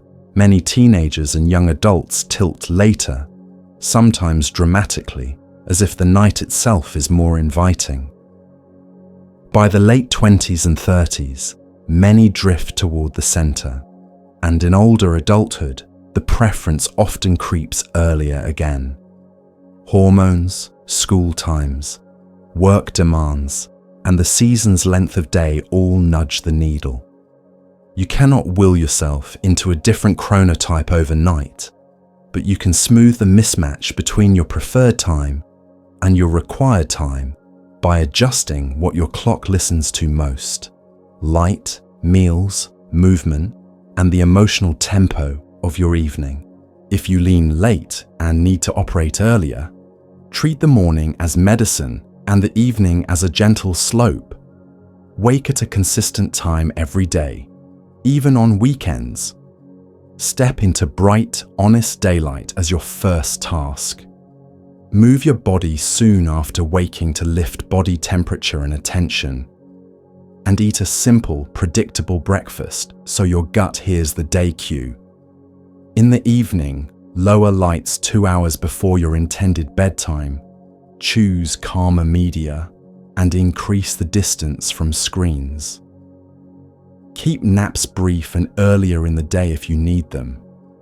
Long or late, naps can rob you of the sleep pressure that helps you fall asleep earlier. Caffeine can be helpful in the first half of your day, but let it fade well before mid-afternoon so it doesn't blur the night signal you are trying to strengthen. Make the changes small and consistent rather than heroic and rare. Your clock learns by repetition. If you lean early and regularly face evenings that stretch longer, second dinners, performances, calls in later time zones, your aim is to protect morning clarity while buying a little more evening wakefulness. Give yourself a modest, bright midday and early evening light exposure on days you need to stay up, and avoid blasting your eyes with intense morning light too early on those particular days so you don't pull your schedule forward further. A short early afternoon nap can preserve evening energy without sabotaging night sleep if it stays around 20 minutes. Avoid napping late. Keep a small, warm pool of light in the later evening rather than full dimness when you want to delay sleepiness, and push stimulating exercise to the late afternoon a few hours before the event, so your temperature curve stays buoyant. If a later night is occasional, don't rebuild your entire routine. Land softly the next morning with a modest, slightly later wake time if your life allows, then return to your anchor the following day. Households are often a collage of chronotypes. Partners may be an owl and a lark. Children may run later than their parents for a few years.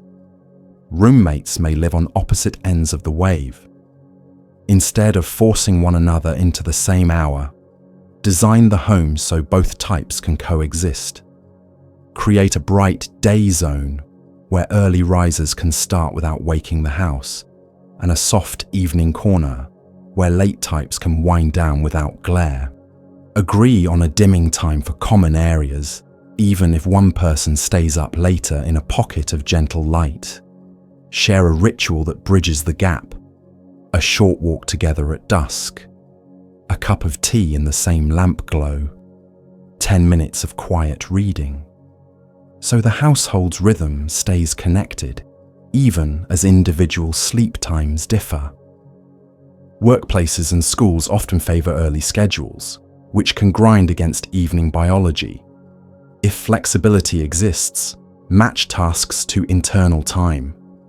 Give morning heavy duties to larks and late afternoon deep work to owls, or let team members choose one focus block that lands near their personal crest and protect it from meetings. If flexibility does not exist, build environmental nudges into the fixed day. Bright light shortly after arrival for late-leaning people, an outdoor break close to lunch, a short walk in daylight in the early afternoon when alertness dips. For those forced into early commutes, carry a gentle plan. Low-stakes audio in the morning light, a warm drink, a few deep breaths at a window before opening the laptop, so the nervous system receives both brightness and a steadying rhythm. Weekends tend to magnify chronotype differences. Late types may drift to a much later bedtime and wake, then pay for it on Monday. Early types may wake at dawn regardless, and feel marooned while the world sleeps in. A simple guardrail for everyone is to keep wake time within about an hour of your weekday anchor. Then use morning light to lock it in. If you want a later night, make it one step, not three, and preserve the rest of your cues. Dim light, gentle content, a predictable wind down, so the clock doesn't interpret the evening as a reset. Morning for larks can be a quiet gift. Morning for owls can be a tolerable compromise if bright light and movement arrive quickly. The point is not to make every day identical. It is to avoid pulling the elastic so far on weekends that it snaps back painfully during the week. Movement, meals, and temperature act as supporting actors in this story. Morning movement advances late chronotypes. Late afternoon or early evening movement helps early types stay comfortable later. A reliable breakfast signals daytime to the gut and can support earlier schedules. A heavy late dinner pushes physiology toward day at the wrong hour and can keep owls later than they intended, or wake larks in the middle of the night. Keep your sleeping environment cool and dark regardless of type, but consider how you use temperature outside the bedroom. A warm late shower can delay an early yawn. A cooler, dim final hour can bring sleepiness forward for an owl. These are levers. You pull them gently. Digital life exaggerates chronotype. Evening types are more likely to encounter concentrated light and novelty late. Morning types may flood their pre-dawn with bright screens in quiet houses. The fix is not abstinence, but choreography. For owls, turn the evening into a slope. Lower brightness, increase distance, and swap novelty for familiar steady media in the last hour to prevent the just one more loop from pushing you past midnight. For larks, avoid filling the pre-dawn with high-intensity light and urgent communication. Use the early hours for analog or low-glare tasks under modest light until the sun has a word in. Everyone benefits from a clear off switch each night. One lamp, one ritual, one moment when the day's devices go to their charging place, and a clear on switch each morning that begins with the sky. Different seasons tilt the playing field. Long summer evenings tempt every chronotype later, and early dawns wake larks before their night has finished. Short winter days tug owls further into the evening and dampen morning energy for all. Use seasonal tools on top of your type-aware plan. Stronger evening window control in summer. Brighter, earlier indoor mornings in winter. Consistent dimming year-round. If your latitude magnifies twilight or darkness, bring the missing piece indoors. Wrap around curtains and masks for the endless day. bright, honest morning light sources for the endless night. Teenagers deserve special mention. Their biology leans later, even without devices or social life, and early school times can produce a daily jet lag. A family rhythm helps. Open the blinds at breakfast. Arrange a bright nook for homework in the afternoon rather than late evening, and dim common areas predictably after dinner. If homework must run late, keep brightness low and content focused. Then preserve a wind down that is short and the same every night. Praise mornings accomplished under thin daylight and save debates for midday. The body is more pliable once the first light has landed. Older adults often drift earlier, sometimes waking long before dawn. A kind adjustment is to shift some brightness later into the day, ensure a bright late morning and early afternoon, and to avoid ultra-early evening dimming that invites sleep too soon and wakefulness at 3 a.m. A brief, very gentle walk near sunset can delay sleepiness slightly by lifting mood and temperature without overstimulating. If a nap is needed, keep it early and brief. For anyone managing medical conditions or medications that affect sleepiness, small environmental cues remain powerful companions to clinical advice. Consistent light, consistent timing, and a bedroom that treats darkness like a precious material. If work rotates or pulls you far from your preferred hours, borrow the strategies of travelers and shift workers while keeping your type in mind. Evening types may find night shifts less jarring than larks, but both benefit from the same contrast. Bright daytime during the shift's first half, dimmer light toward the end, sunglasses on the commute home, a true cave for sleep, and a consistent waking ritual that begins the inner day. When rotating back to normal hours, use a short bridge day and strong morning light to avoid being stranded between times.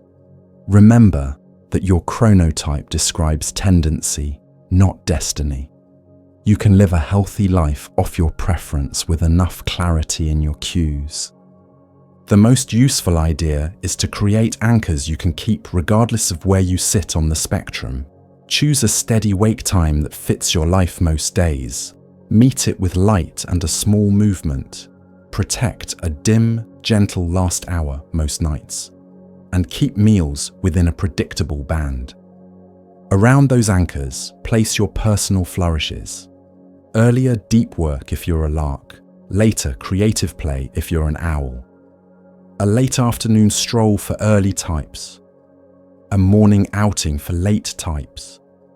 A household lamp that means downshift for everyone. You're teaching your clock a language it already understands. Light first, darkness later, repetition over intensity. And when you speak it consistently, your type stops feeling like a fight and starts feeling like a map you know how to read. Self-kindness belongs here. Chronotypes are human diversity, not bad habits. If your hours differ from those around you, you are not wrong. You are different, and difference can be managed with small, clever changes to light and routine. Set expectations with others when you can. Adjust your environment when you cannot. And remember that a good day is often the result of a good morning and a respectful evening, not the perfect bedtime. Keep noticing what helps and do it again tomorrow. The more you build these patterns, the more your days take on a shape that suits you, and the easier it becomes to steer your rhythm toward the places where your life and your biology meet with a nod and a quiet yes.